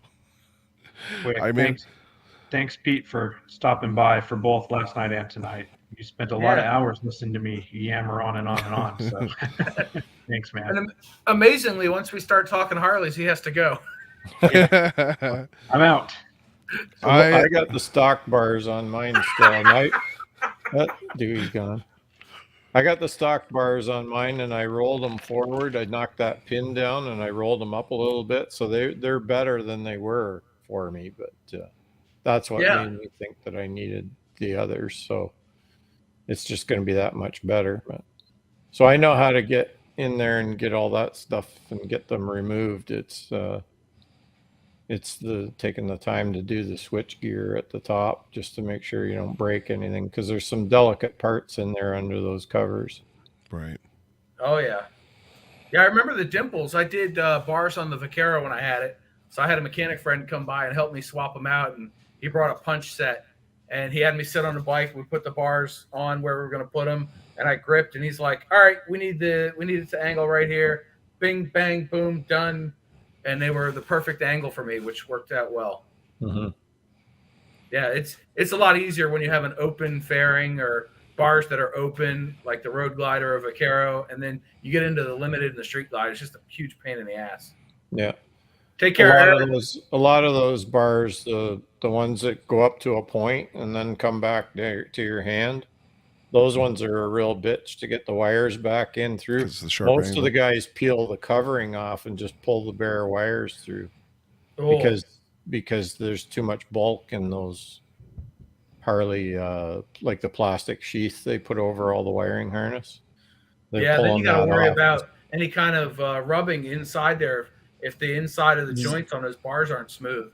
Yeah. Cut the wires. Well, that's why they have to do that, is because the inside of those bars isn't smooth. So and that's why I went to the ones that I went with, because it's more of a right angle but no point. And I'm hoping that it's not too sharp inside, that it helps me get them in. But so if they're sharp in there, wouldn't you have a rubbing issue at that? You can, especially when you take that sheath off. Yes. Yeah. Yeah. That's why I was like, I don't want them bars. Because of that. That's why I went with the ones I went with, because they said, and I looked at them and I thought, it's not going to be that bad to pull them through. So, and I think Jarvis, you can answer Mr. GS question. He's asking about risers on a Road King Special versus higher handlebars. I've never done it. Well, I got no experience with that bike, but with the 883 that the stepson's got, it's his first bike. It's a small bike, but he's learning on it. So, but he put risers on it already. I think they were 4-inch, and we left them on and put the Harley mini apes on. So you went from this to this? Absolutely perfect height. No. Perfect height for him. They would have been too low because he's tall. Yeah. He's tall. He's about an inch taller than me. Okay. And it would have been. He only weighs like $140, but man, he's tall, so he needs the height, right? So he's long armed too. So they come out like he's perfect. I sat on it. I rode it around when I loaded it on the trailer. I spun it around and was playing with it a little bit, and that's what she said. It's perfect, actually. I was really surprised with it. I thought we were going to be too high because I said, "Where's all your old parts?" And he went, "I don't know." I went, well, we'll try it this way and see how you like them. Maybe we can always roll them down, but that's not going to be the option if they're actually too high. So, but he took it. He rode it he took it out the next day and rode it around for a while to get it broken and used to it again. And so it's all trailer loaded, ready to go with mine. So now, Dewey, for your big long ride, what kind of spare parts are you going to bring with you? Tires, stuff for your oil change, or? No tires. No, the spare parts I have, because my bike's a glorified dirt bike. It's I have spare tubes for it, front and rear, so that I can fix a puncture. I have a spare clutch cable with me because if your clutch cable breaks, I'm dead in the water. Mm. I have a pickup coil because it's a known problem part on the DR that goes out fairly regularly. And again, if it goes out, you're just not going anywhere. Carburetor jets because it's a carbureted, single cylinder. And then, some miscellaneous electrical parts. I have one spare relay that can be used in like 5 different places if a relay goes bad. So I have one spare of that, and fuses, wiring to fix things. I spent a lot of time going through the bike to not affect the factory harness when I did all the wiring and electronics. So it's got a secondary harness that runs every accessory on it separately. So hopefully I don't have too many electrical issues, but yeah, I mean, a lot of it is, zip ties. There's a point where I'm a decent mechanic, but if anything breaks to the point where I can't fix it with the tools and a couple of spare parts that I have, it's going to have to go to a mechanic. It's beyond what I'm going to fix on the side of the road anyway at that point. So, it's Yeah, not I would probably recommend, just from some guys I know that do a lot of the AT, the type of riding that you're talking about doing, a tube of black silicone. I have, yeah. I mean, I have silicone. I have a JB Weld quick JB stick, Weld, that was going to be my next thing. zip ties, wiring. Yeah, I mean that stuff is just kind of normal in the kit, along with the tire. So what change. about extra fuel? You think you're going to need that, or? If I do, we have gotten to some serious. So I can carry 7.5 gallons of gas on my bike, and I get about 50 to 55 miles to the gallon. So I'm 350 to 400 miles if I drain every bit of fuel I carry on the bike. So that's a pretty significant range. There is one place that it's going to be a worry, and I'm probably going to have like a gallon milk jug of gas strapped on the back until I burn through the first gallon and can add it back in. Because there's one stretch where I'm going to actually need that extended. Those Amazon liter bottles, metal liter bottles, are pretty cheap. I know a lot of guys that throw those in for emergencies. And well, I bought a 3-liter today, so it's getting delivered tomorrow, so that I've got extra gas on my bike for his Sportster, because he's Sportster's always half the size of the tank to mine. So just in case, so when we're out on our big tours, we don't have to worry about getting stranded someplace. So yeah, I've got a lot of range. You've got to be really, really pushing the boundaries to have to go more than 300 miles without gas.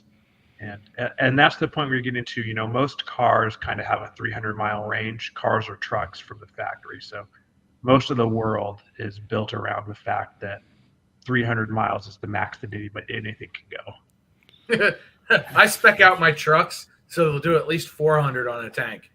I always get the big gas tank. I was going to say, you probably got 100 gallons too. I have on my Ram, I have a 33-gallon tank, so I can go 400 pretty easily and still have a quarter tank left. And then the Harley, I've got the Street Glide with the 114, and it gets about 40-ish miles to the gallon. So I can go 200 real easy, 250 if I'm easy on it. So my Duramax cost me $278 to fill it right from dead empty. Which is like $200 US. Yeah. Yeah, that's a Duramax. That's diesel, man. That's $6 a gallon or whatever. Probably $8 up where you're at. It's a big tank. Oh yeah. We live right beside a refinery. There's one 5 miles from here. Man, I put a tap inside of that building. Our gas is more expensive than everywhere else for some reason. The single highest I have ever paid per gallon for gas, they got me in Canada. It beat everywhere I've ever been in Europe. It beat everywhere I've ever been in the US. It was Justin thanks you for your tax money. Yeah. Well, this was one of those, it was in the very northern part of BC on my way to Alaska. And it was one of those expensive there anyway. There's no gas within 150 miles back the way you came, and there's no gas within 150 miles of the way you're going. So you can either get gas here, or you can be stuck in the middle of nowhere. And they got us for. Yeah, there's a place like that up north. It's like between Timmins and Thessalon, like up towards Sault Ste. Marie.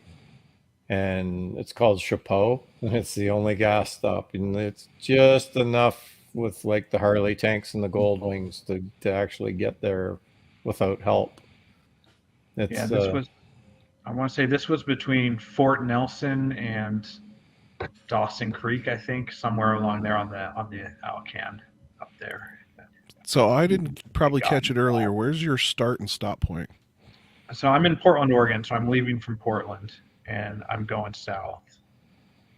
And I'm going to go south until I run out of road. So, Ushuaia, Tierra del Fuego is the plan. So how far is it?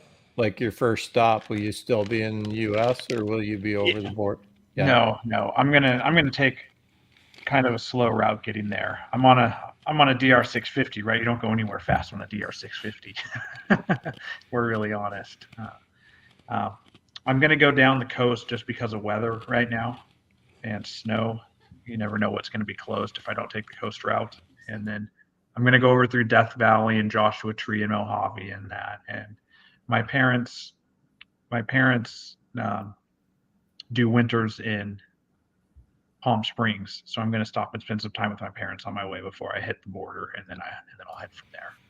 So, yeah, it's still going to be, even after I leave, it's going to be a little while before I actually cross the border into Mexico because I've got some stuff to see and things to do on the way. Where do you go across? What's the crossing? I'm planning to cross at Tecate, which is just slightly to the east of Tijuana. Okay. So he could still go to Tijuana. Just saying. And but it's supposed to be. Spirit Cowboy wants to know. Answer the question, Dewey. How many dollars per gallon was that up in there in the Canada? It worked out to close to $10 US a gallon. That's painful.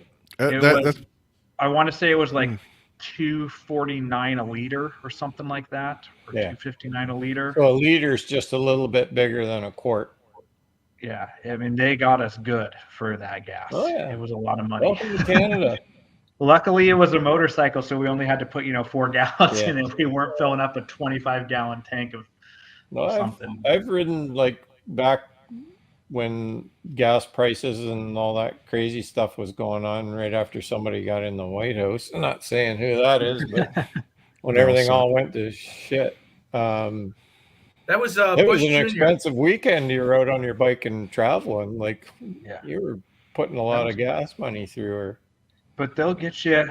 I have a picture from my trip last summer, and there's a little remote town here in Southern Oregon. And again, it's one of those, there's nothing within anything. And they got me for $8.80 a gallon US for a gallon of gas. And so I don't know that I've spent more than $8 a gallon in the US in ages. So that one was pretty shocking. I remember back in 2006, I think it was, and I was in a car accident and I needed a rental. And I walk up and they had a red Dodge Neon, a silver Honda Odyssey minivan, and a silver Nissan Titan pickup truck. And I walk into the little trailer with the rental people in it, and gas prices had just jumped. They were the highest they'd ever been. They were $2.75 a gallon for regular. And I walk in, and I just said, "Tell me you're not going to give me that red Dodge Neon." And the guy's like, "And I'm not putting you in a minivan either, am I?" And I was like, "Not preferably." So they put me in a Nissan Titan. And I spent $55 that week on gas, because it was like 60 miles round trip to work, and it sucked. And I thought that was bad. And now, 15 years later, I'm like, $2.75 a gallon. Shoot, I'm filling up my bed with gas. We're going to make a hot tub of gasoline. It's cheap. It's amazing how expensive this stuff gets. It comes and goes. It's a game, man. It's a game. Yeah, it's always going up. When I got my license, it was 99 cents a gallon. It was 99 cents a gallon forever, right? I mean, it was years and years, it never changed. Actually, funny thing is about a year into my driving, when I first started driving, it got down for like 3 days, 79 cents a gallon. That's the cheapest I ever got to pay for a gallon of gas. And at that time I was driving a little Mazda 323 hatchback. It had power, nothing, manual transmission. I was getting like 45 miles a gallon anyway. And, Dude, I had a 66 Plymouth Fury 3 with a 318 in it and a 20-gallon tank under the trunk. I and was a heavy getting right 10 foot. miles to the gallon, and I was And happy. you weren't even going fast in the process. At least muscle cars, you got 8 miles to the gallon, but you went fast. No, dude, I that thing topped out at 99 miles an hour going uphill. It was really it got out of its own way, but barely. Somebody has to show how old they are. Question here. So adventurous rider, it's 129 is the number on the road from Espanola over to Chapleau. Will you, Jarvis, be making any trips to the U.S. this year? I'm going on Sunday. I'm going to Kentucky. Oh, that's right. You did say Kentucky. Yeah, RV. And then sometime probably later in May, we'll be going to New Hampshire to visit our friends. And then I'm coming back, and then I'm going with our riding group. It's a couples ride to Laconia, so back to New Hampshire again. That's a 8-day trip, 2 days to get there, all winding road. We're staying at a resort nearby near the Bike Fest. And then we're going out for rides every day, other than the one day that we'll go to the bike meet. And then 2 days to get back as well. So it's those lines, like you look on my channel, there's the Eureka Springs trip. There's our Northern Ontario trip through COVID when we couldn't get across the border. All those big trips were all with that riding group. Some of them were couples rides, and there's always a guys ride.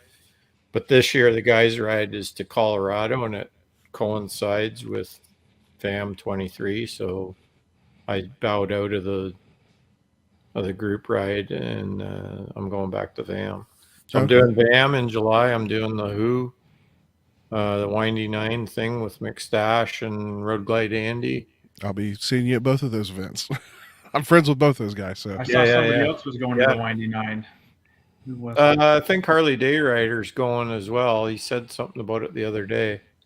As far as Canadian guys, Dave's coming to the Windy Nine Ohio thing, and all three of us, Kevin, Dave, and I, the Canadian guys, we're coming to VAM, all of us. Yeah, you guys. Honestly, the only thing that could make the Ohio Windy Nine thing suck is the weather. June can be hit and miss sometimes, but as far as the riding, man, there's some great roads in Southern Ohio. You won't be disappointed in that. Dave and I already talked about that, and we kind of decided that we don't necessarily have to come back that fast. So it could be that if we kind of get into some crappy weather, that we'll just wait it out, and maybe not with the rest of them, but there's a couple other places I want to do, like the Blue Ridge Parkway. I wouldn't mind jumping on that. Oh, dude, do it. It is. Yeah. It is. I want to take the wife. Well, that's what I was thinking while we're there. We might as well do Patrick. it. So you need to hit up Moto Ramblings. He's right on the Blue Ridge Parkway. He'll show you all the good riding around there. It's 45 miles an hour. Andy wants me to stop by the one thing that we're doing. So yeah, the Blue Ridge Parkway is 45 miles an hour. It's beautiful scenery, plenty of places to pull off. Yeah, the real problem you're going to have is you're going to want to stop at every location, and you literally, these vantage points you can see for 500 miles. Yeah, in across the forest. It doesn't matter what you're on, but a bike is just phenomenal. Linda and I, we went to Germantown, suburb of Memphis, and we were there for a week. We did a couple of rides out into, we were in Alabama, we were in Mississippi and Tennessee, a little bit into Arkansas.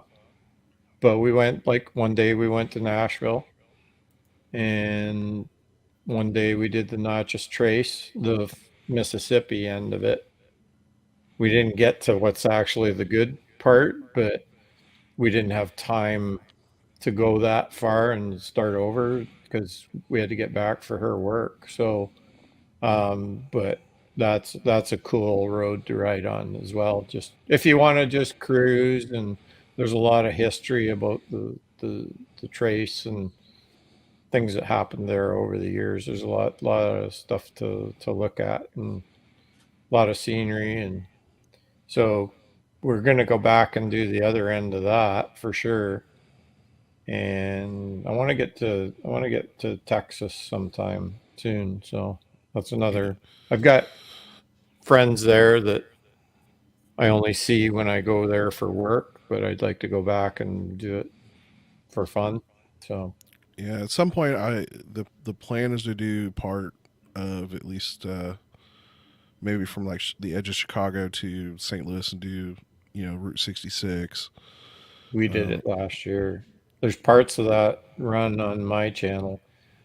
We were going to Eureka Springs, but my buddy got a hold of me about a week and a half before we left, and he said, "Hey, can you get out early? Like, do you have to be at work, or can we have a couple of extra days?" And I said, "Whatever you want to do, whenever you want to do it, you let me know. I'm available."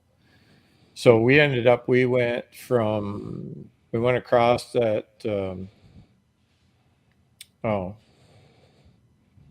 We went across into, I guess, Michigan, and then we went across to Muskegon. There's a ferry goes across Lake Michigan Mm-hmm.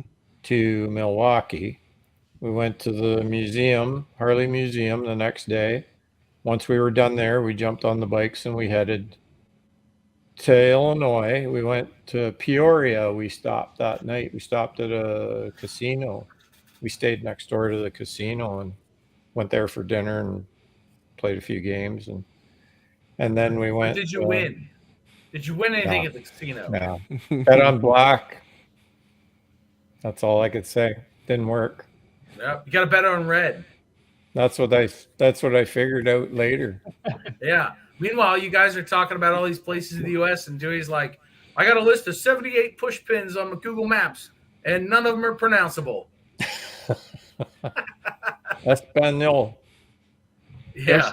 The thing is, there's a ton of stuff. I have push pins all over the U.S. too of stuff that I haven't seen yet that's on the list to go see at some point and plan a trip around it. You got to come to D.C., Dewey. No, Skip this I whole need South to America do, trip.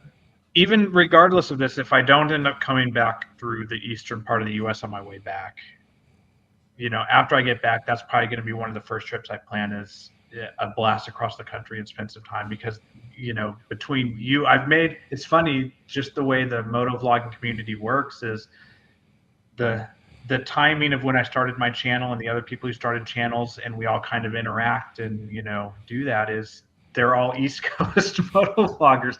All the, other than Tomac, everybody's on the East Coast of kind of the group that I sort of started at the same time as, and we all interact together and we all do this kind of stuff. And so I really want to get out there because, you're one of the people on a list of people from the East Coast that I want to go meet up with in person. I'm on a list. I mean, I'm used to being on lists, but I'm not like towards the top of the list. Well, he's 8 hours and 20 minutes away from me where I'm sitting right now. Yeah. But no, you certainly are, John. It's one of those, I talk to you freaking almost every day, and we have for, almost 3 years now or something like that. I know. I'm gonna go through withdrawals when you leave on your trip. Well, that's kind of the cool thing about the Canadian guys. We're all within 2 hours of each other. So like about an hour and a half, we can all be in one spot, the same spot from where we live. So. It's funny because all the Canadians are either kind of like the northeast coast or they're dead in the middle, just above, central the U.S. So you got like Steve, the military biker. Those guys are kind of in the middle of the, and the rest of you are all kind of in that Alberta, Ontario, Alberta, and Vancouver. Yeah, everybody lives in right. There's a few. There's like Dead Knot and back in Toronto, or Dead Knot and the guy that does the Cabot Trail rides. Name's escaping me right now, but those guys. There's a few on the East Coast as well. So Yeah, I live in Central Ohio, so if you happen to be heading in that direction, hit me up. Let me know. Yeah. We'll But be yeah, around. it, We'll be it's coming down through there for the windy nine stuff, but because yeah. we're coming We're down like the day ahead. Are you staying at the hotel that Yeah. they? Okay, Yeah. I'll be there too. So Okay. I already booked my room. Yeah. We Um, got one. I but actually booked it, and then I realized they come out with the next time they put the ad up. They said, "Oh, we're leaving for the first ride at 10 o'clock in the morning on Thursday morning," and I was like, "We weren't getting there till Thursday afternoon," so I had to book another day. yeah, I'm gonna be there Thursday evening. I think is it Thursday? I can't remember if I can come down Thursday or Friday morning. It's one of the two. But I won't be there most of Thursday. Definitely. Are you going, John? To Ohio Windy Windy Nine? Nine? No. I'm going to VAM supposedly. Oh, okay. Cool. Yeah, Good. I only got the Minister of Finance to approve one trip this year. So it's going to be VAM, and hopefully I can bunk with someone else. I invited Memphis Mike again to come with us to VAM, but I think he's still coming, but he's actually bringing his wife this time. So he says, "I won't be bunking with you this time." He says, "I got a roomie."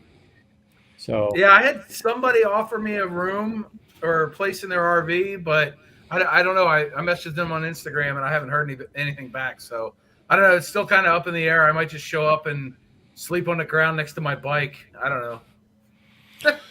It's funny though. I mean, you talk about, obviously a lot of us all either know each other, talk to each other, or whatever, but it is interesting in the fact that for me in Central Ohio, even in Ohio, we have quite a actually decent number of motovloggers from the Ohio area, but the number that I've actually met is far less than the ones I've met from out of state. Like, yeah, I only recently met her two wheels, and I know rough area where she lives. Obviously I'm not tracking her down or anything, but I knew some of the area where she's riding all the time. Yeah, she's like 40 minutes from me. Biker Bay Beth is probably 25-30 minutes away from me, roughly. There's a couple of others that we're all in the Central Ohio, but like most of them I've never actually got to meet. And it was only by happenstance I met Jason, Mr. McStash. And it was funny. It had to do about what happened was there was a ride that we did. We both ended up doing, and somehow he ended up seeing my video. I was like, "Hey, my bike was the lead bike that the guy was riding for that event," and he's like, "I was there." And him and I got talking, and then he started watching my videos. And he started realizing where I'm riding, and he's like, "I know exactly where you're at." mm-hmm.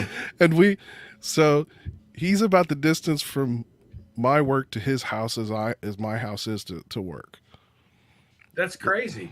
It's funny. I went to my kid's school the other day, and I saw another guy, Ironborn Rider, who I knew lived close, but I didn't know that our kids go to the same school.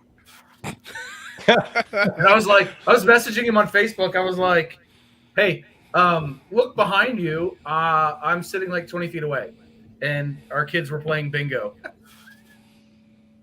He's like, "Wait, what?" And I went over and said hi. He's like, "Hey," and we've ridden together a couple of times. I've caught him out on the street. I did one video where I was out doing something else, and I totally pulled up to this stoplight, and I go, "Hey, I know that biker. Hey, that's him. Let's catch up." And I caught up to him. We ended up riding together. So it's pretty funny. We all ought to be taking tips from him and Tomek on doing the Instagrams. Yeah, no kidding. Those two guys they've got lots of followers. I'm trying to think. I think Ironborn Rider's up to like 20K, and Tomek was at 60, I think, last time I looked. Damn. Tomek blew up. I don't know. That's what I learned from Tomek is one amazing video, and you can blow Dewey. up. Hey, Dewey, it's the Skydio drone. He knows how to use it, and he's not afraid to crash it. So the guy that did the work on my RV, I had the suspension raised a bit to level it a little bit more because my trucks are real heavy 3,500. So it's pretty stiff in the suspension. So it was the ass of the trailer was dipping just a little too much. So he raised it up. Well, mentioned I had a YouTube channel. He goes, yeah, I do too. I said, how many subs you got? He goes, 135,000. Yeah. One video went viral, and Wow. that was it. It's all it takes. It Yeah. takes the one video. Yeah. Well, Dude, hey, we're late enough in the live stream. I'm probably going to talk about this in a standalone video, but I'll give you guys a sneak peek. The first video I uploaded to YouTube, if you scroll all the way down in my catalog, the first video was how to fix your lawnmower. And it's literally cleaning the jet out of the carb because it gums up over the winter. And tomorrow morning, I actually have to get the mower out and do all this. But it's cleaning that out. And it's how to fix your mower in 10 minutes. And it's got basic text over a screen grab, no fancy effects. It was one of my first editing attempts. And I put it up on the channel. It was the first upload. And in a year and a half or so, it got about 60 views. And I never thought anything of it. Not one iota of thought was spent on this video. And then I got monetized. And it started getting a few views. Like YouTube's, hey, we're going to try to push this guy's stuff. We can put ads on his stuff. Starting in I want to say it was like November, December, it started getting more and more views. And I've sent screen grabs to Dewey of my analytics page on YouTube. It is my #1 video currently. It generates about 80 views a day. And it's up over 3,300 views. And if I pull it up right now, because I have a tab open, it's got 165 views in the last 48 hours. And it's at a total of 3,400 views now. Wow. I'm telling you, dude, mower reality, man. Mower reality. Will It Run videos and the guys that do that kind of stuff, like Diesel Creek. That guy's like, Oh, it's like printing money for those guys. Yeah, if I could figure out how to fix more stuff, I'd probably make actual money on YouTube. But that's not where the fun is, you know? We're just suckers that think that our motorcycle channels are going to get big. We keep telling John he needs to do a Twitch channel for all his Lego obsession.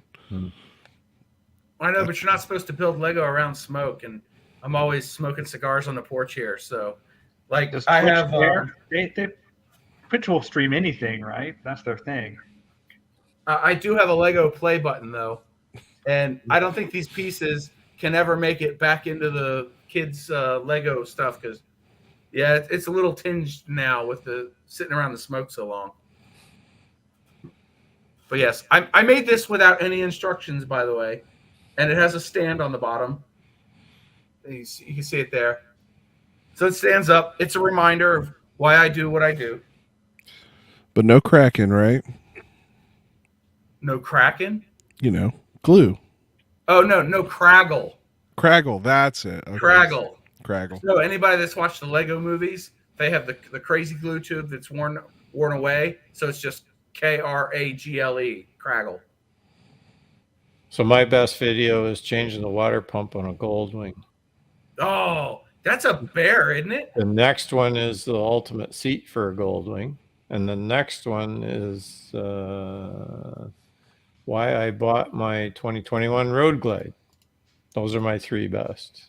Yeah. Not that they're my best. They're just the ones that do the best. Well, that's the thing is that, you know, John and I joke, we send each other our videos a lot in advance. You know, it's like, I just finished editing this. I want to show it to somebody before it goes live and get some feedback and all of that. And I'll be really, really excited about a video, and I think it's the best one that I've done yet. And I'll send it to him, and you know, it'll get like almost no views. And then one where it's like, this one sucks. I'm not happy with how it turned out, but I'm just going to publish it anyway because I'm done messing with it. And that's the one that takes off every time. So here's the funny thing. In my top 3 videos, one is my son's 8th grade football game against another local team. That's got 2,075 views. Obviously not motorcycle related. My next one is a flashlight review. It's got 1,500 views. My next one in line, which is close, is to windshield or not, why I like a fairing windshield. And that's got 1,447. What's funny is I think one of my lowest liked videos is that Naboo slide flashlight review that I have 1,500 views on. It's only 60%.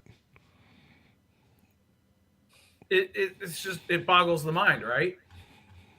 You know, it's funny when I first started my channel, I just gotten my Ram truck, and I was told by the dealer you can't fold down the rear seat in the truck.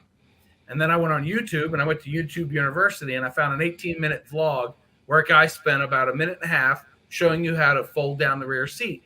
And I said, I don't want to have to search for this guy's video, and I don't want to have to figure out where in the 18 minutes it is. So I'm just going to film myself doing it, and we'll practice for the channel. And that practice video has 52,000 views after almost 3 years. And Wow. it up until recently, it was the #1 video on the channel. Now it's #2. It's hilarious. You know, I sat on my porch one day. It was really windy, and I'd gotten this question from so many people. I said, I'm just going to make a video answering the question and send the link to everybody that asks. And it was, why did I buy the Street Glide and trade in the Vaquero? And so I sat there for about 20 minutes, and I wrote down little notes about the positives and negatives of both bikes. And I sat in my chair, this chair right behind me. I sat there, and I had a GoPro on like a tripod in front of me, and I just recorded it. And then I edited the crap out of it. 4 minutes long, and it's got 36,000 views. And it was the one that blew up the channel. So to speak. 4 minutes, I think, is the trick. Oh yeah, Because everybody how else takes 20 minutes to do that. Because how short it was, it kept it kept enough viewage that it kept getting pushed by the algorithm. It's bonkers. The search traffic on that one is just ridiculous. And the YouTuber of today, of me, I would do that video again. It would be at least 12 minutes long. Mm-hmm. But I would probably do it on the bike while riding and yelling at all the cagers around me. Because that apparently I have viewers that like that. That's what you need to do, Dewey. You need to yell at all the cagers around you while you're riding your ADV bike through Tijuana looking for a No donkey. What's donkeys. so funny is the comment see I all the literally donkeys. just typed in back to I north. want to by shout out southeast. the first donkey you see when you cross the border. I want to shout out. We'll find. Well, the question is, does it count if it's painted as a zebra? Is it still a donkey then? Does it bray? You should name them. You should name everyone that you see along the way. I'm gonna run out of names, man. He's like, that one's John. That one's John. That one's Travis. That one's Jarvis. Name them YouTubers. This is Dewey from Dewey Rides, and I'm meeting up with all my favorite YouTubers. Here's Travis and Jarvis and John and Road Reality. Yeah. And they're all a bunch of dogs. That would make a fun joke for short video. That would There's Tie them all together in one video, right? Shout out. And then and then when I find the roadkill donkey dead on the side of the road, we're gonna have to figure out who that's gonna be. But I feel bad for them. Just pick a channel that doesn't exist anymore. I was thinking that was going to be one of the big channels who didn't make it or quit after they were big. Oh, well, if it's lying dead on the side of the road, call it Frank. Frank Frank Well, is still in the that's- video, this- man. this Don't go is making all fun of Frank. I got to make fun of somebody. I've made enough fun of myself, okay? Hey, look at that. There's north by southeast. Oh, my video's like, yeah, and you know what? That's the key to having fun at this. Yeah, the editing Oh, part is man. the part that sucks. Look at his ears. Gears Gears and and- gadgets. What's up, Wow. man? We got some royalty in the house. Hey, Talk about Get out of my head. That's what I was saying. talk about a man that can go viral. You know what? Gears and Gadgets I think, might still be the biggest channel that's subbed to me. And I'm so happy that you're here. You know, it's funny because the thing that I've been sitting on that I can't say because of a non-disclosure agreement that I signed, I actually wanted to tell him to post the story about it. I actually thought about trying to contact him and give him the full story and all the pictures and video that I have. Well, no, You know- you can't. That's such a cliffhanger, man. That's brutal. That's Man, what you have I an NDA that you can't talk about it. This guy is the bride at the donkey show. I'm just saying. Jeez. You know, Travis, that really just pisses. You know what? Watch this. Boop. Ha! Problem solved. And it wasn't me for once.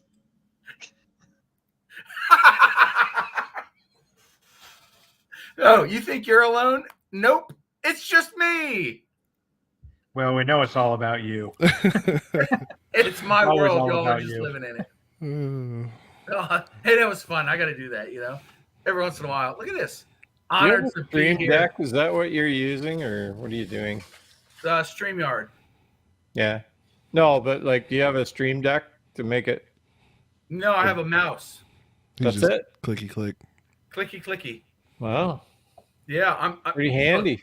My mouse. That's what my wife says. Arr. I can't fix anything. Are you kidding me? Can't even fix my marriage. Uh, She's pissed at me right now. She might be watching. Hi, honey. I'm going to say, when is a woman not pissed off at her husband at some point in the day? I mean, it's The day they were proposed to. And if you were married to John, how pissed off would you be? I'm just saying. Is that a wired mouse? it feels like a loaded Oh. question. That is a loaded question. He's like, I'm not drinking Bud Light. That's what I'm going to say. Yes, Smirna. Oh, no. Sorry, Gears. Yes, that's a wired mouse. Here we go. I'm cheap. It was on sale at the store. It came with a keyboard. You know, it's funny. I think I got the same mouse. Is it an Apex 3 or whatever? I don't remember. It's Rival 3 Steel I got- Series. I got the Logitech Geo 3. You should get rid of that Logitech crap because it doesn't work well. Yeah, it's like that camera. The thing is, Yeah, the and then wireless mouse is a great idea until the battery runs out and your mouse doesn't work. Dude, You want a wired mouse. I bought a laptop that had a bunch of extra ports on it so I could plug everything into it. And then I still had to buy a 10-port USB hub. And that's full. It's got one empty port on it. And that's Yeah. only because I bought a second 10-port USB hub and moved it that way to my workbench to plug all my GoPro chargers into. Yeah. And Mr. GS, you're kind of like me. You bought a cat instead, except I'm allergic. I bet, you know what? I bet Gears and Gadgets could join in the live stream if they wanted. Holy crap. For a wireless Whoa! mouse. Look Hey, at there you that. go. Wireless mouse fun. Holy crap. Is that your first super chat? It's second. And I'm just as flabbergasted as you are. Wow. Thanks, bud. That's a guy that makes real money on YouTube. He can send it to other YouTubers. Me, I'm like, I make my $1 a day and I'm too cheap to buy Epidemic Sound. Wow, thank you. That wouldn't cover it. Right, that's the problem. Yeah. I've You'd have to spent go so back much to the money. banker for a couple of bucks more to make it worth it. Yeah, I need those micro loans. I gotta call up She Who Must Be Obeyed and say, Minister of Finance, I need more money so I can buy better sounds for my videos. You got your music dialed, man. Yeah, it's the same 3 tracks. Yeah. And whichever one I use in my new video.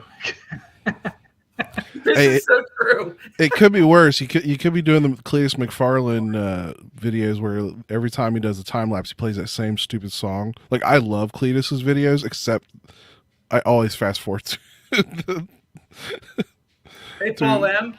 I'm gonna pull the bad customer routine. Hey, if you want extra exposure for your music, send it my way. Give me the free license, and I'll give the attribution in my video descriptions, and then you get the extra exposure, right? Because that's why we do it. Yeah, I look. I can barely play a stereo, much less an instrument or carry a tune. All right, where's my bucket? I need a bucket to carry my tune in. Right. Unfortunately, all of you heard me try to sing while I'm in my helmet. It's not. We a good have. thing. But how many times, Dewey, have you sent me one of those videos and you're like, hey, review this for me. Let me know how it is. And then by the time your video goes live, I've used it in 3 of my videos. He has, because my videos are always quite timed out, and I'll send him a video and I'm like, I got this awesome track for this. And then he publishes 3 videos with the track that I thought was so awesome before mine comes out. It's played out by the time he goes live with his. And you know what the really sad part is that my videos are like 3 months delayed. So that shows you how delayed his videos are. Purposely reshuffling them. That's what you're doing. Yeah. Oh, absolutely. I'm still doing footage from August. All my videos right now I filmed in August that are coming out. All my stuff is like December and January now. I hate all of you. That's all I got to say. Yeah, I've run out. I said I hate all of out you. of stuff, so that's why we're going to Kentucky. We'll get some more. I think I got 4 videos in queue right now, and it's only because I purposely went out and shot video. I purposely still haven't gotten used to the new name, man. I still think of you as Country Coder. Hey, it's one of those, if people want to call me Country Coder, you can still call me Country Coder. I'll still answer. So are you a one bike man now that the Sportster blew up? Yeah, unfortunately. What did you do to it? I changed his name.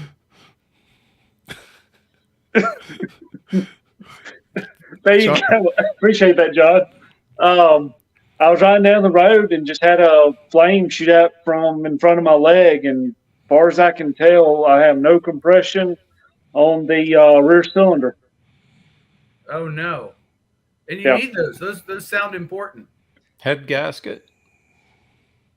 I'm thinking I may have a bent push rod or something like that, or bent valve. Yeah, but the nice thing about a Sportster, it's not hard to get parts for. This is a 95 Evo. I mean, it still shares a lot of upper end parts. This is lower end that as long as lower end isn't hurt. Time for an S&S. Tramp, he'll find you Can parts. you bend a valve in those without piston contact? Because you said you did the borescope, and if the piston's good, how did you bend a valve? That's what I don't know. I mean, I'm not really going to know. I mean, the borescope doesn't look like it, but I mean, I don't know if you've ever looked at videos, because it's a cheap Harbor Freight borescope. So it's not a very good high-tech, picture on there. It's a picture on the end of a light tube. You didn't push it down and see the crankshaft, so you figure there's a piston still there. Yeah. Smyrna Cowboy knows exactly what's going on. The doohickey is blown. Isn't that a KLR part, the doohickey? It's not a doohickey, it's a doohickey. That's a very specific Evo part that they stopped using when they went to the next Revolution engine. They went to the whatchamacallit. They did. Well, BMW, they recently replaced their mitten grabbing spitting sparkins. So now they have better ignition. You mean the grabbing, farting, bargain? Yeah. Mine's better. Time out.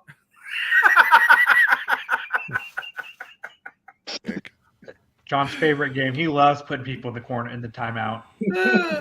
Hey, the bourbon's kicking in. We're having fun now. We're going live for 2 hours now. The bourbon finally kicked in. You mentioned about the Stream Deck. You probably John's going to be afterward. He's going to go, can I get that? Let me add that I have a tab open already. Yeah, I used it when we were doing the Canadian guys. I always used one. Oh, Amazon's got one for $120 from Elgato. Yeah, that's what makes it. How big is it? Which one? It's the Elgato Stream Deck Classic. 15 customizable something or other. That's what I got. 15 buttons. Nice. And you can have it like there's 2 layers, so you could have up to 30 actual functions. That sounds very complicated, and I'd run out of desk space for it. It's not. No, the cool thing is that you can set a set of buttons that will basically flip its mode. So maybe you have you'll hit button 1 and button 2, 3, 4, 5 will do one function. You hit button 1 again, and then 2, 3, 4, 5 will do a different function. And you can Oh, have that's them set up interesting. to do things. You can have it set up. You push a button, it'll play a MIDI, like a sound file. Oh, Or you fun. could have like fart noises in your live streams. That's what I was thinking. And the cool See, thing is I you can knew that would change. intrigue you, so Oh, that's yeah. why I mentioned it. But And You you know, can do icons for each video. one. you can have it play like go to a file, so you can pick a video out of a folder that you got set up. You can just hit that. You can look right at it. Bang! You can hit the start the video right away. You're not hunting for it. Nice. Will That it kind link of to the hub? Yeah, they're handy. Yeah, I might have to get one if I keep doing these live Big streams. Florida Cowboy. Take it easy, bud. Oh, we're just having too much fun. I won't lie though, I kind of somewhat miss my Sportster. As much as mine beat me to death, I had a 2000. So kind of like that. I had the 5-speed obviously versus the 4-speed, but man, I do still miss riding that bike. Well, see, mine is the 5-speed, so it's 1200, and I mean I've done a good bit of riding on it. I went over into Arkansas and met Bolt Bucket, rode it down to Louisiana, met up with Rhino Moto, and then come back, and then I did the whole entire Natchez Trace. And Jarvis, you missed the part in Tennessee. The Tennessee part of the Natchez Trace is the best part of that whole entire ride. Yeah, I know. We just couldn't do it. The day that we went to Nashville, I was thinking about coming back, and it started raining. So we put on the heated suits and put our rain gear over top of them, and we were riding back. And I was thinking of jumping over, and then there was a traffic jam. They directed us off the highway. There was a armed shooter on one of the overpasses. So they put the whole interstate from Nashville to Memphis on this 2-lane side road. Trucks, cars, everybody. It took us hours to get home in the rain. It was just pouring. So Oh, the that's non-Harley rider in me has to ask, what about a Sportster makes it so uncomfortable that everybody complains about them all the time? Skinny feet. Bad seating position. For me, I'm 6'2", and so the Sportster is cramped, really. Yeah. Honestly, for me, I mean, I even had weight in my bars. I did everything. I even changed the transmission gear to a 32 to try to bring the vibration down on the handlebars. But man, if I rode an hour solid, my hands were numb. Like I couldn't even push the turn signal buttons. That's how numb my hand would be. The rest of me was fine. Yeah, the rest of it was fine. It was always just my hands were the problem. So would a newer one be better? Because my wife has a 2013 Sporty 1200 custom. Oh yeah, they're much better. But hers has a lowered suspension with a progressive shock on it, set up for a 100-pound woman. We literally met the previous owner the day my wife picked up her bike. She was walking out of the dealership with her husband and said, "Honey, look, that's my old bike." And he goes, yeah, the Sportster. They all look the same. She goes, "No, look at this. It has the bedazzled this and that on it. That's my old bike." And my wife said, "Actually, it's my bike." She goes, yeah, I get that. We traded it in. I bought a Heritage Softail, but I traded the Sportster in. Yes, I understand you're buying it. But so we met the woman who owned the bike prior, and that bike is set up for a 100-pound person to ride. So it's like riding a go-kart. You're just like this down the road, and it just beats the ever-living piss out of you. Well, the problem with the ones like what I've got and what Travis had is that it's the motor is hard mounted to the frame. Right. So it's not a rubber mounted motor. So the motor is what's all vibrating the whole entire motorcycle. Gotcha. Yeah, in 2007 they went to rubber mounted motors. And you got that normal, and you got that normally non-naturally balanced Harley motor that rattles everything to pieces anyway. Oh yeah. Yeah, if you have loose parts, you'll know it because they won't be there when you get home. I was constantly tightening shit on that bike. Yep. Oh yeah. They couldn't do a 90-degree V-twin like the rest of the world, right?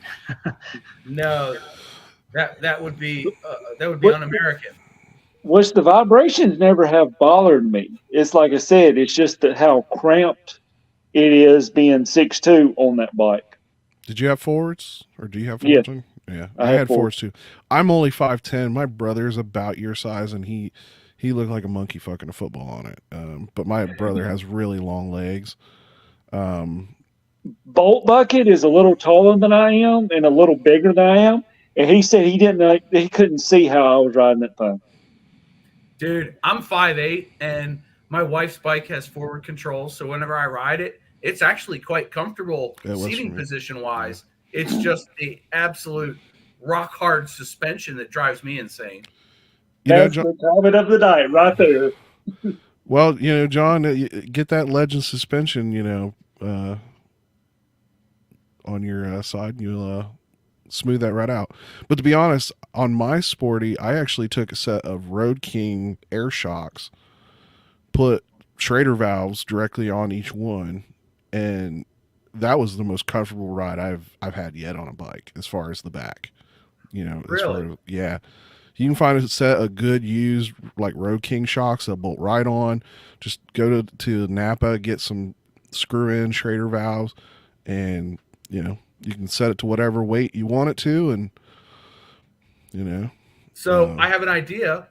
Because I'm not going to upgrade the suspension on my wife's bike because literally it gets ridden once a year. So if I do the Legends on my bike, I could take the stock shocks and put them on her bike. there you go. Yeah, because Road King, Street Glide, it's all the same crap. It's all about the same thing. I have emulsion shocks. I don't have air shocks. Yeah, it's just a matter of whether you have the 12s or the 13s. I think the ones I had were 12s. That's what I have on my bike. I got I have Revo A's literally on 2 mine. inches. 2 inches of suspension travel. That's it. Well, think about a bike, 300 pounds less, it's great. I mean, I don't think I ever put more than 12 pounds of PSI at pressure in at any given time. And it was stiff with 12. The Yeah, best that's upgrade I just- did to my bike was the Revo A's Legends. Oh, the Revo A's are nice. Yeah. Yeah, they're expensive too. Yeah. They're like 1,500 Canadian. Yeah. I know. I sort of fell into a set of Legends only because a friend of mine, he's got a Finger discount. I wish it was that cheap, but it wasn't that cheap. Because freebie's cheap. But he bought a brand new set for a Road Glide, but he went from a 13 to a 12-inch. Then he decided he was going to put a bigger front tire on it. So then the bike's setting like this. They need the 13s. Or So 14s. Right, he needed the taller ones. That's what his wife keeps telling him. That's all I That's can kind say. of how I got my Reinhardt pipes. Still have 2 And- kids, Frank. So $900 shocks that had barely one riding season on them, Yeah. I got for $500.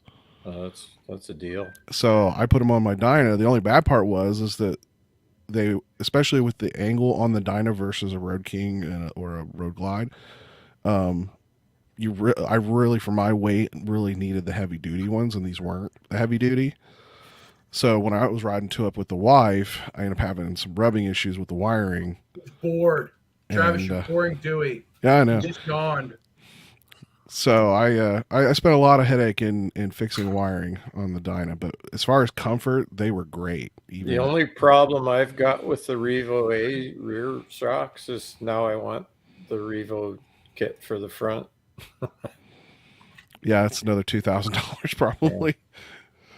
Yeah, that's. But then you see the difference when you the thing that it did that I noticed it took all the little road ripples out. So you can go that much farther because you're just not tired.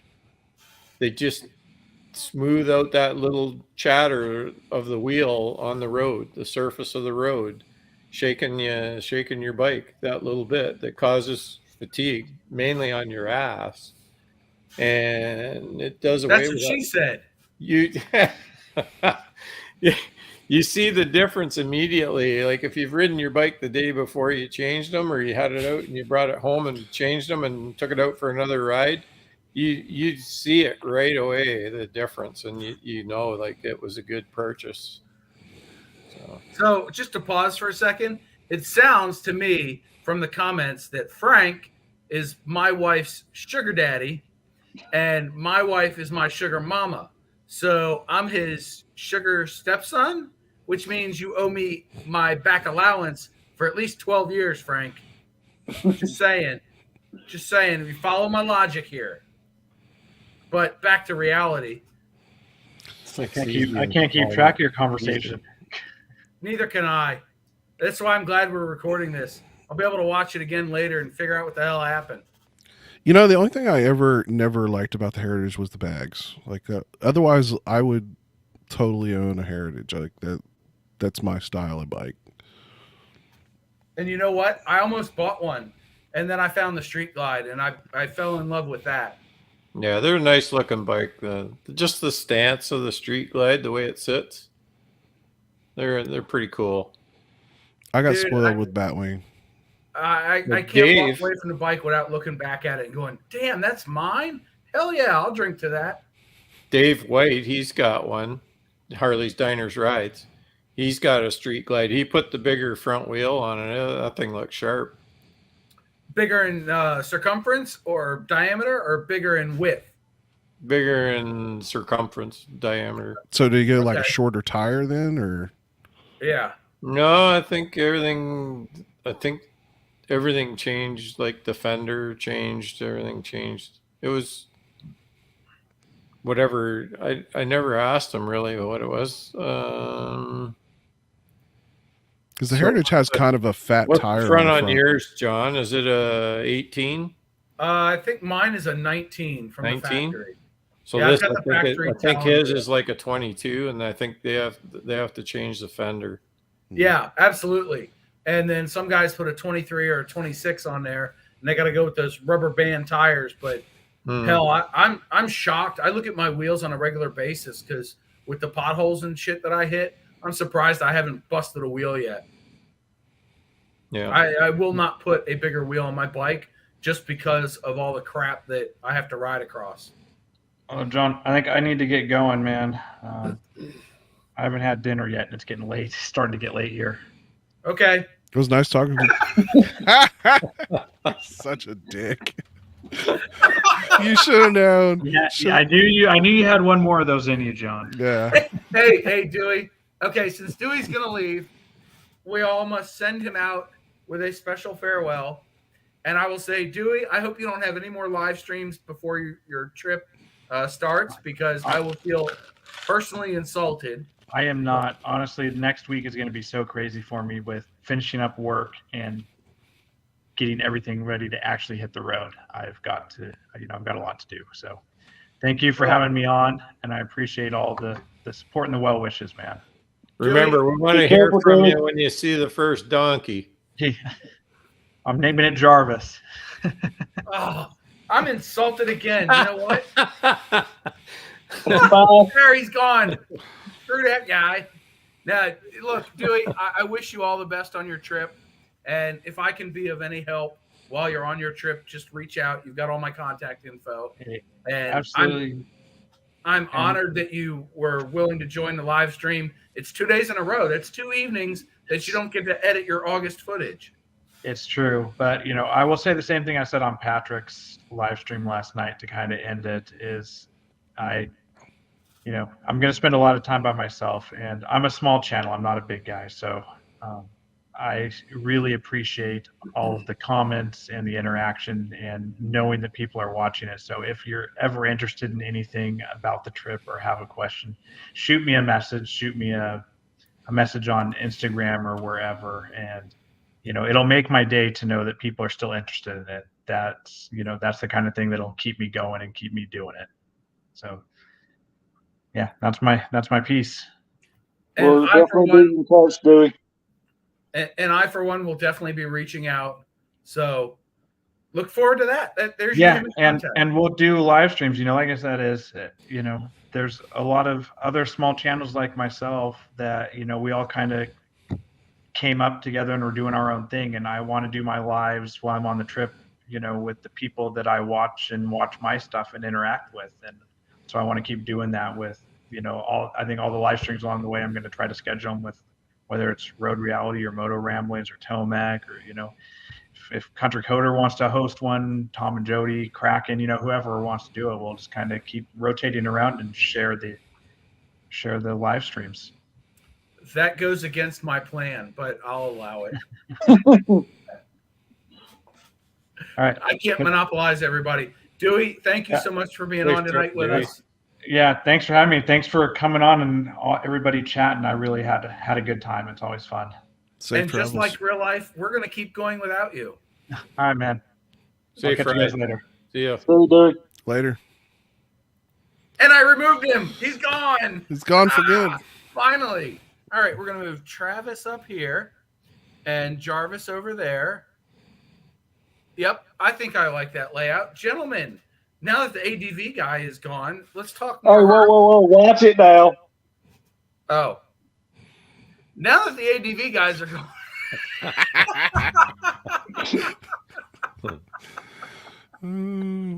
If you're not having fun, you're not doing it.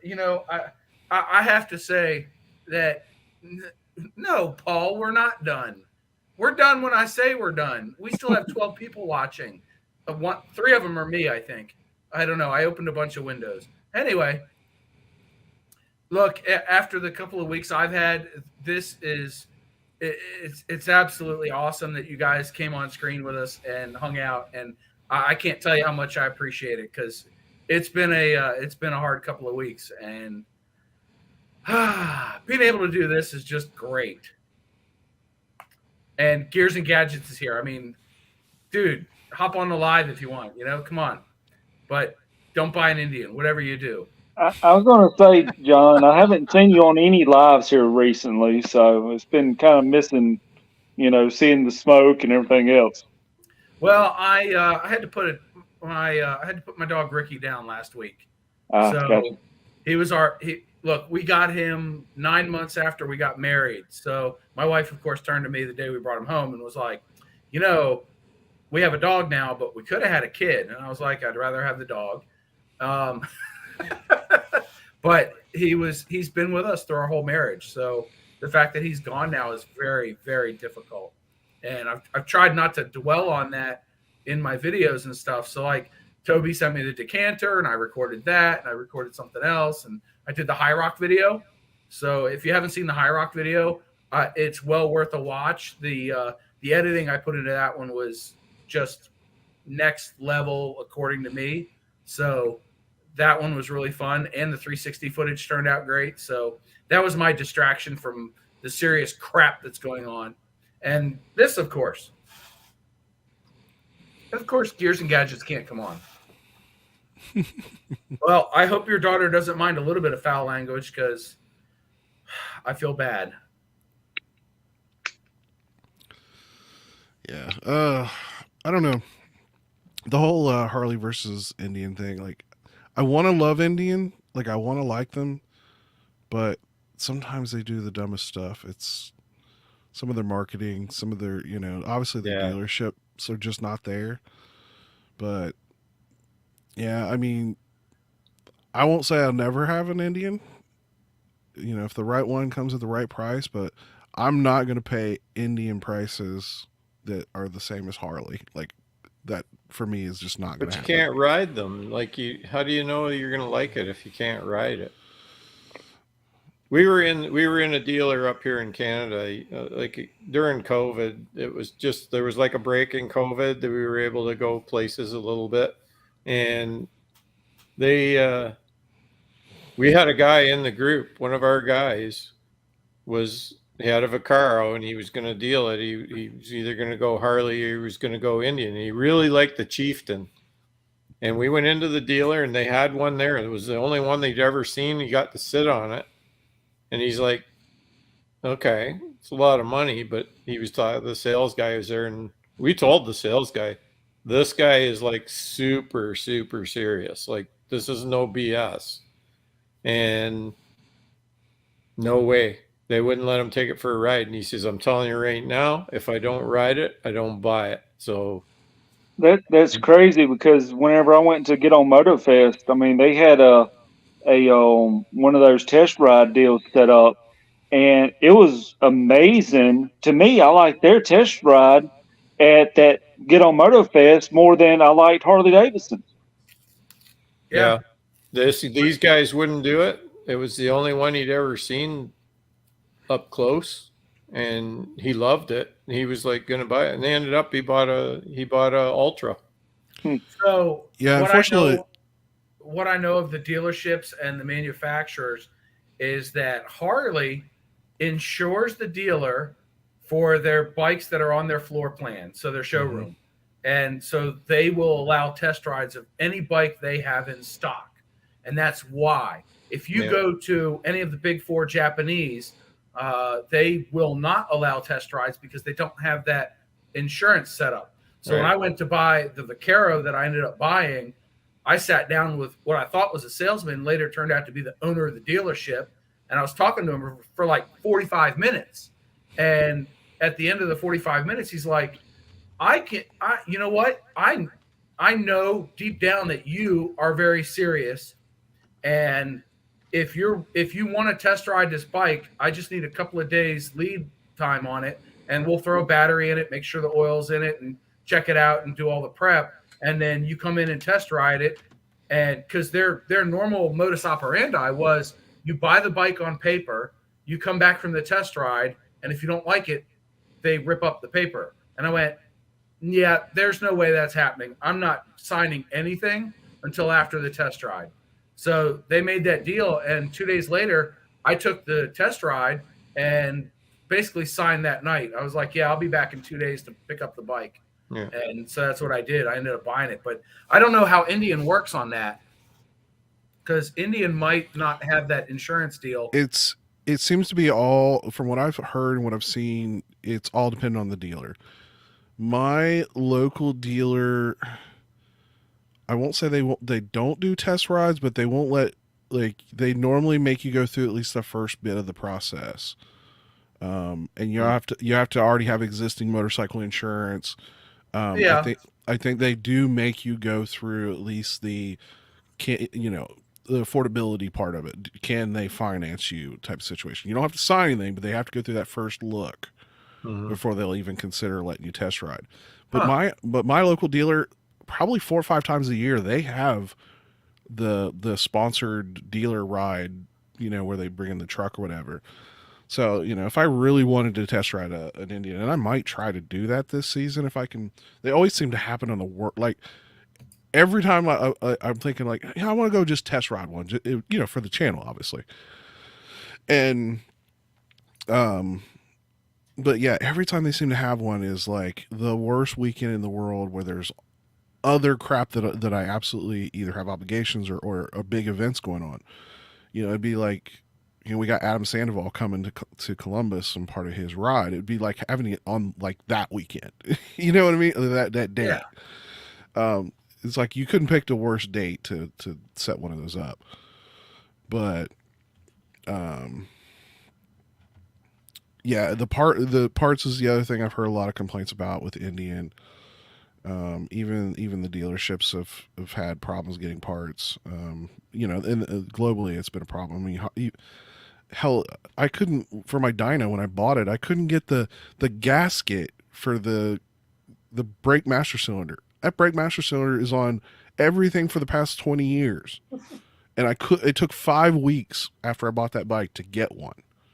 It was ridiculous. Oh yeah. It's bonkers trying to find anything. Like I think I waited 3 months for a Memphis Shades windshield in 2021. Yeah. Like I ordered it, I paid for it. And then I called once a week and I was like, did it come in yet? Did it come in yet? Did it come in yet? And then finally, like 3 months later, it came in. I was like, all right, I'm leaving work early. I'm getting out there. I want it today. Just bonkers. The Indians, though, I want to like them. The problem I have is twofold. One is the only liquid cooled bagger that I've ridden is my Vaquero, and it threw off more heat than the frickin' sun. Like riding my 114 with the lower covers on, right? The soft lowers in 85-degree weather is cooler than riding the Vaquero when it's 75. I don't know what it is, but I guess because it's liquid cooled, they don't care about the heat extraction as much. They just know that the radiator will take the heat from the engine and the rider will just do whatever the rider does. And the other thing is, and I really like the Indian because of the electronic windshield, which I understand they've had some problems with, but I love the idea of a positionable windshield, is the dash. Because the dash on that fairing on, I think it's the Challenger, looks like a 1960s combo liquor cabinet television thing. And it's just squared off, and it wasn't my style. I understand a lot of people like it. Just wasn't my style. But isn't that like their infotainment system? Don't you have to like buy a subscription or something? Or was that only that first year? That might have been the first year. I have not been made aware of anything like that. Yeah, there I know was it has, something like- where they like to get GPS. It was kind of like GM. If you've got like my Duramax doesn't have GPS built in, but you can get it through if you have OnStar, you can have it. But I it's hate the subscription model. It so absolutely I drives was me like, crazy. no, I don't need that. I just plug in my phone, so I use Android Auto instead. But that works fine for me, and I don't even miss the other. But I think Indian was like that, at least on a couple of them, and I think the Scout. Is it the Scout? What's the little bobber one? Yeah, it's a Scout. Scout. They make a Scout bomber. Yeah, they had kind of a readout thing on their on the gauges. There was something that was you had to pay by the month or something for something that it did. I remember them mentioning that in some of the test rides, and guys were like, "What the hell's that?" Like, nobody's gonna want that. That could kill you, like as far as sales, right? Oh yeah, absolutely. I mean, there's so many people that don't want the subscriptions or anything. Yeah. And with OnStar, I get it because you're getting the turn-by-turn directions that are then downloaded to your infotainment from their satellite. So Yeah, you which have is the that. same as getting your directions from Waze or Google Earth or anything else, right? So it's not really worth it. And OnStar used to be really something like they could diagnose stuff in your truck while you were driving it and say, okay, well, you should get to a dealer right away, or you shouldn't be driving it, or whatever. I had trouble with my previous truck. Just all of a sudden, the trailer brake system started acting up. And it ended up, what it was when they put the truck together, they dropped the box, putting it on, and they pinched the wiring harness. Oh at the no. top. And all those little fine wires. Well, they were going through it, and they'd find one, and then they'd solder it and heat shrink it, and then it ended up they had to undo the box and lift it up and get right into the problem. They finally found what was really going on. But I call like as soon as it happened, I pushed the button for OnStar, and they said, "Oh, we don't diagnose anymore. All we'll do is call the ambulance if you have a crash, Oh no. or you can have the turn by turn. That's all we do anymore." Oh, And I said, I want "Cancel to address me immediately," was my words. Oh Jesus. I want to address gears and gadgets. Yeah, that liquid cooled engine sounds better than your 114, probably, and it's my guess, so it's my theory, because the 114 has the EITMS, engine idle temperature management system. So it's idling that rear cylinder and pumping air through it, which cools down the whole engine, and it sounds like a freaking locomotive when you do that, because it's just you sit there and you can feel the extra vibration from the engine. You can tell that it's running. But also, he mentions that these Google and Apple things are better than the infotainment. I'm in a minority because I have Android Auto on my truck, and I think with a jumper I can put it on my bike.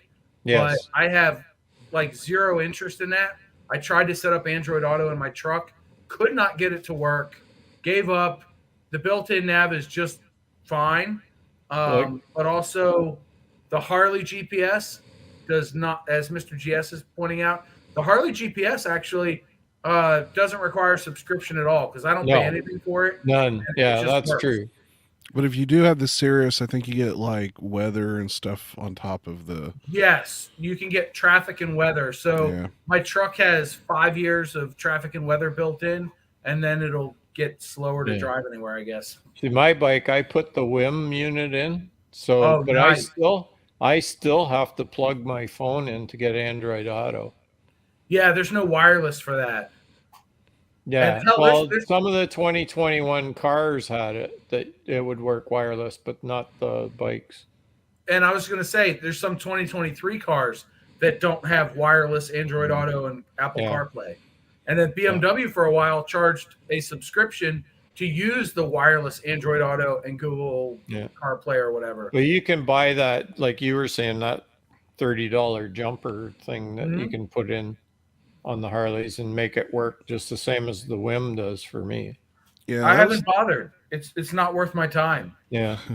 What's You know? funny is for me that like on the new bike, it has the standard stock radio because obviously it's before they started doing the touchscreen, but it has the mount. I didn't get it with it, but it has the mount for the external GPS, and I'm kind of thinking about trying to find one used, but I just don't know if it'd still be any good. That's my problem. You know, I honestly, if I was adding a GPS to a bike, I would get I'm looking over there because there might be one over there. A Garmin. I would mount a Garmin unit on the handlebars using a double ball arm mount and be done with it. Yeah. Like my Vaquero, I actually hardwired the power wire to the battery to the cradle. So when I popped the GPS into the cradle, it powered up, used the bike's battery to run it, and I would just look down occasionally and see what my next direction was. Yeah. My Goldwing, it didn't have GPS on it. And I had a Garmin, but I had the one that was the 390 LM or something. Yep. And it had the TPMS system. You could buy the valve stem caps that transmitted to the GPS and you could see your tire pressure. Because my bike was older, it didn't have either of those. It didn't have the GPS or the TPMS. I so want TPMS on my bike because look, my joints are getting to a point now where getting out, laying down on the ground and checking the tire pressures is just such a pain in the tuchus. But yours doesn't have it. What year is yours? I have a 2019 Street Glide Special. Oh, it's a 19, yeah. Okay, my 21's got it. My limited. If you have, I think you have to get RDRS to get it. Yeah. I think it came with RDRS. Yeah. I have this, the Garmin Zumo, and I think it's a 395 LM. Hey, congratulations to GS48. He just kind of announced what his bike was. I know, and Dewey's not here to hear it, so shh, don't tell anybody. Neither is Eric, and Eric was asking. I know, right?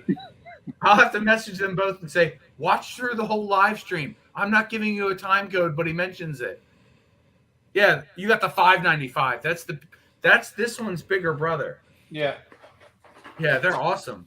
Yeah, I'm on to get Superman Kev's buying that one for his Electroglide. Oh, look at this. Yes, Gears, you're right.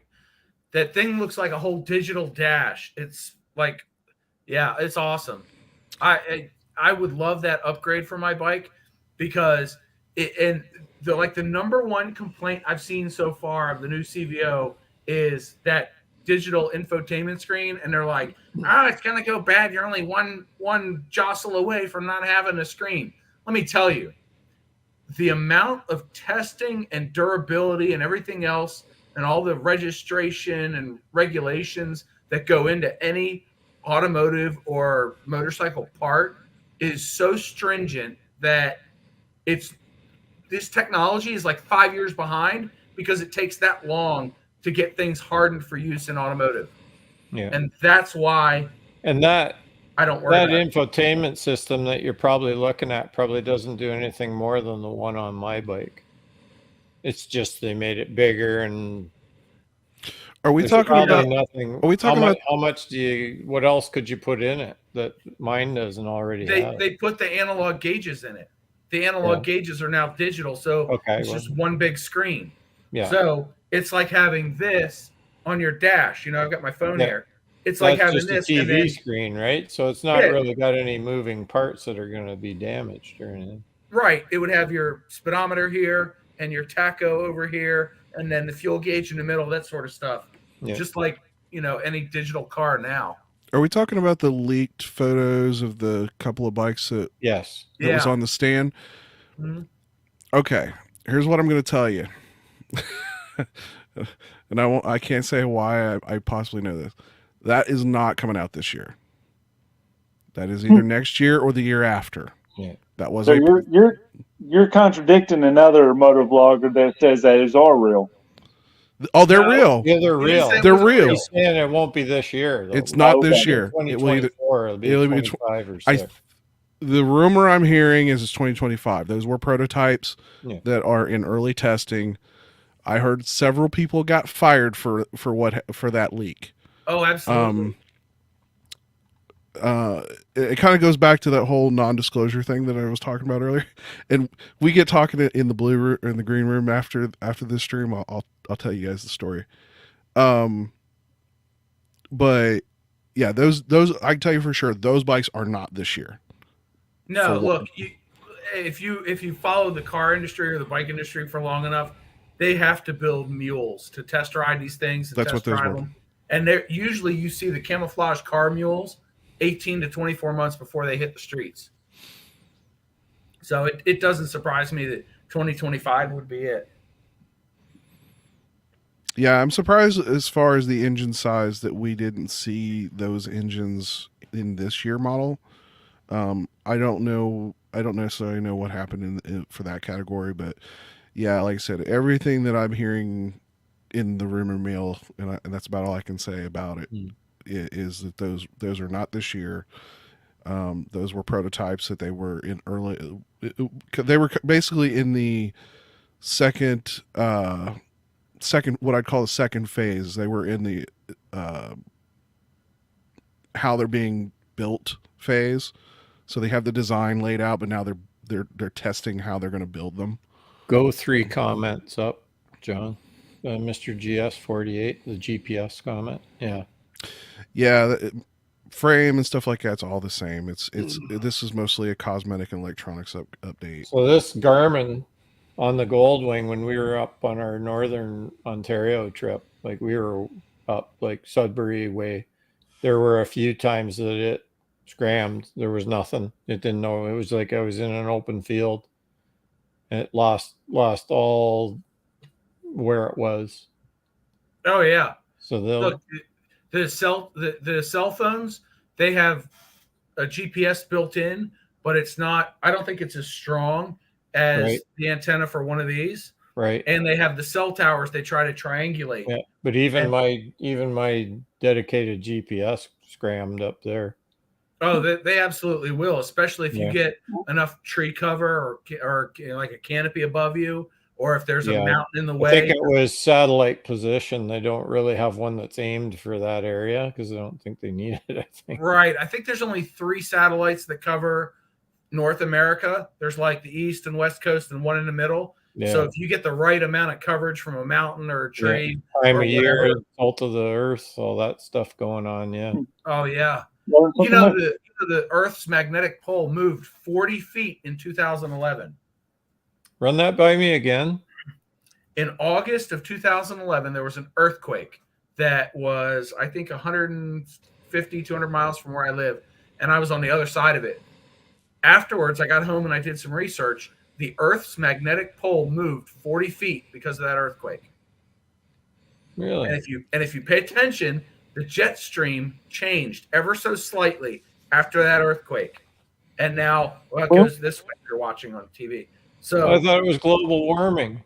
no, it was the earthquake that moved the jet stream ever so slightly, and it changed what our year? weather patterns. So what John says is the Earth So it's not the farted. cow farts and all that stuff. Well, cow farts are a problem, so eat more meat.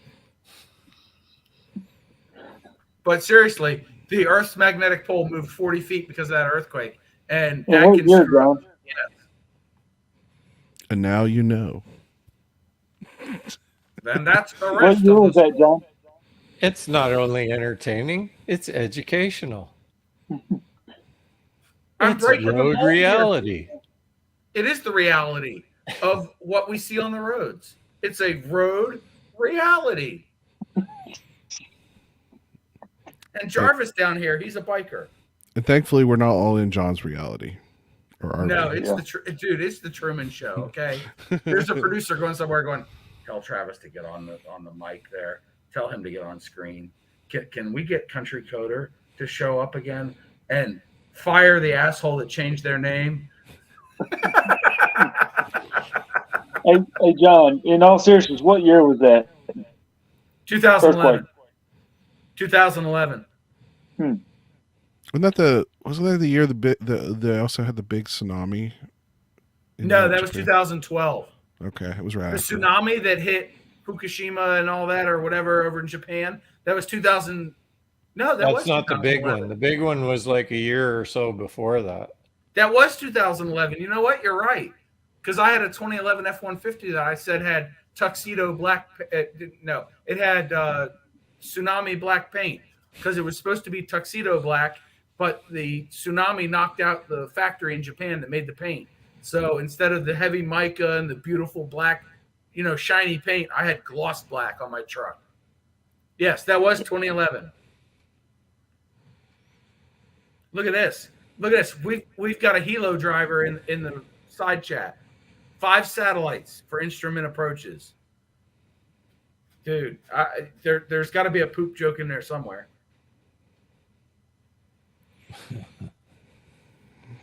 And I'm not talking about global warming, Paul. I know nothing about it. I'm not a climatologist. But, I did stay at a Holiday Inn Express last night. What? Nothing? There we go. Travis is on delay. Okay, I got it. Travis is on fucking delay over there.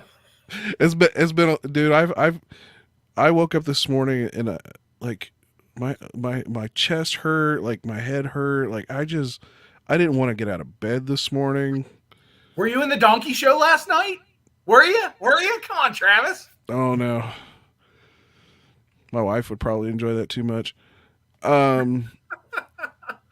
No complaining, just a little braying. Nay. Nay. We won't starfish you. Chocolate starfish and hot dog flavored water, right? Oh, God. Freeze it, make ice cubes, and then invite people over. They won't come back again. Gears, you don't have to worry about that. You can just ignore it. Just turn your computer off before the end of the year. You'll be fine. Call your Best Buy Geek Squad. I remember, like I graduated the year 2000, and I remember all the crazy shit we were doing. Like I was in high school, but I did a lot of IT work in high school. Like I was the kid that got pulled out of every class every time a teacher's printer quit working or whatever.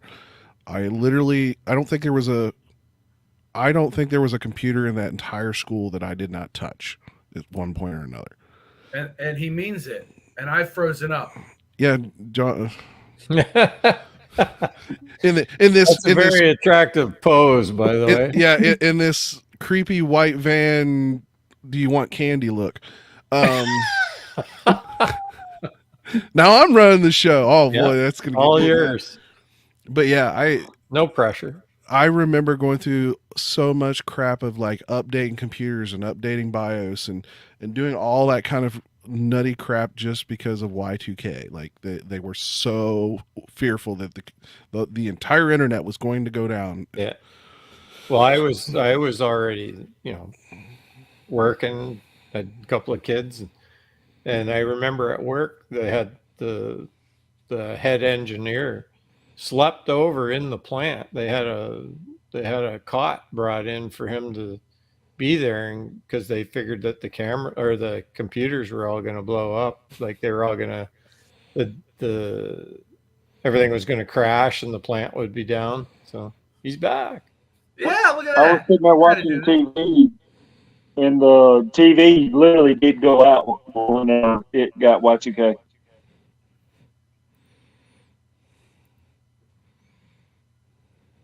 What about the TPS reports? I don't know the reference. No, you know what? We took the printer out back and beat it to death. That would solve the problem. Office Space, 1998. It's a landfill. That's what they call that place.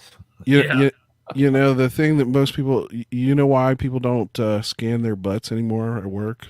Because Now it saves all the images of everybody's asses. I have to go to work real quick. Hold on. It's that scene. Hey, if I die, delete my browser history. You know what? I had to clear my browser history earlier today in advance of this live stream because I couldn't switch tabs. The computer would like lag for 10 seconds when I was switch tabs, and DaVinci Resolve was going and it was trying to like play a YouTube video and it was constantly buffering with the little wheel. And I was like, what the hell is this? I deleted 2 gigabytes of cache data from my 2 browsers because I always keep 4 windows and 75 tabs open, and 3 of them are playing music. 1 of them's crashed. I'm living the meme. And Gears, you're right. You're like my phone is there, John, because I keep like 50 tabs open on my phone. Dude, I don't understand it. And I look, I keep like 3 tabs open on my phone, and one of them is my favorite French toast recipe. That's it. Like I use my phone for so little, and my mom went through this thing, and she's in her 70s. She's like a teenage girl. You put her in the back of the truck, you give her her phone, and 3 hours later you're at the beach. That's our road trips. And she just plays on her phone, talks to her friends, it plays her games, and then she's got my kids on either side of her in the truck, and she's just playing with them. And it's hilarious. Hey, Gears, thank you for jumping in. Appreciate it. Have a great evening. So you got to try to hit him up and try to get him on a live stream sometime. Absolutely. I know he's a busy guy, though. I need to take a note of that. Hold on. I got to go too, John. I got to get up in the morning and get this trip rolling. All right. Well, we're going to end the stream in 2 minutes then, okay? Okay, I'll hang on. I can hold on. All right. So my mom went through this thing where she would buy a phone every year, and it was a new phone, and it was nothing like my wife and I used. And finally, we got her to buy something. It's the same model my wife buys. So she's got that phone. We still can't figure out what the hell goes on with her phones. I came to the realization that when my kids are at her house, they play on her phone, and that's what breaks them. So, guys, thank you so much for joining us. Any parting words? I enjoyed it. Thank you so much, Country Goater. Lots of Anybody fun. in the Kentucky area, let me know where you are. I might be near you. I'm on the East Coast on the way to Kentucky. Yeah, I saw it. I looked you up, but you're kind of too far away. I don't know. I'm out Depending of on the which way. way you're coming in, you might actually be passing me. Yeah, I'm a little south of you. through Detroit. I'll go over the Ambassador Bridge and then hit, what is it? What's that highway? Don't remember. The highway to I'll be hell. going down like towards Cleveland. Definitely Yeah, a highway to hell. Like I said, if you get anywhere near Columbus, hit me up. Yeah. By the way, Columbus is not where you think it's going to be. It's in the middle. Yeah. Not Right. quite the middle. But if you're looking for spices, don't go to Columbus. I was trying to make a navigation joke. We got plenty of beer. That's all I can say. We got all the beer you can want. Yeah, but is it Bud Light? Not only Bud Busch. Light. Okay, good. Bush. Where's Bush Stadium? That's Yeah, but Bush is still owned by Anheuser-Busch, which owns Bud Light. And you wonder why I drink alcohol and drink liquor instead of beer. I'm a whiskey guy myself, so. Amen. Yeah, me too. Well, guys, thank you very much. Jarvis, any final words? No, we'll see you when I get back. All right. Have fun in Kentucky. Gentlemen, thank you so much for joining us. We're going to end it here. Thanks, Until next everyone. time, don't forget to subscribe to Travis, My Done Life, The Adventurous Rider, and Jarvis Biker. All great content creators here on YouTube, unlike yours truly. Bye. And subscribe to this guy too. Later. See you.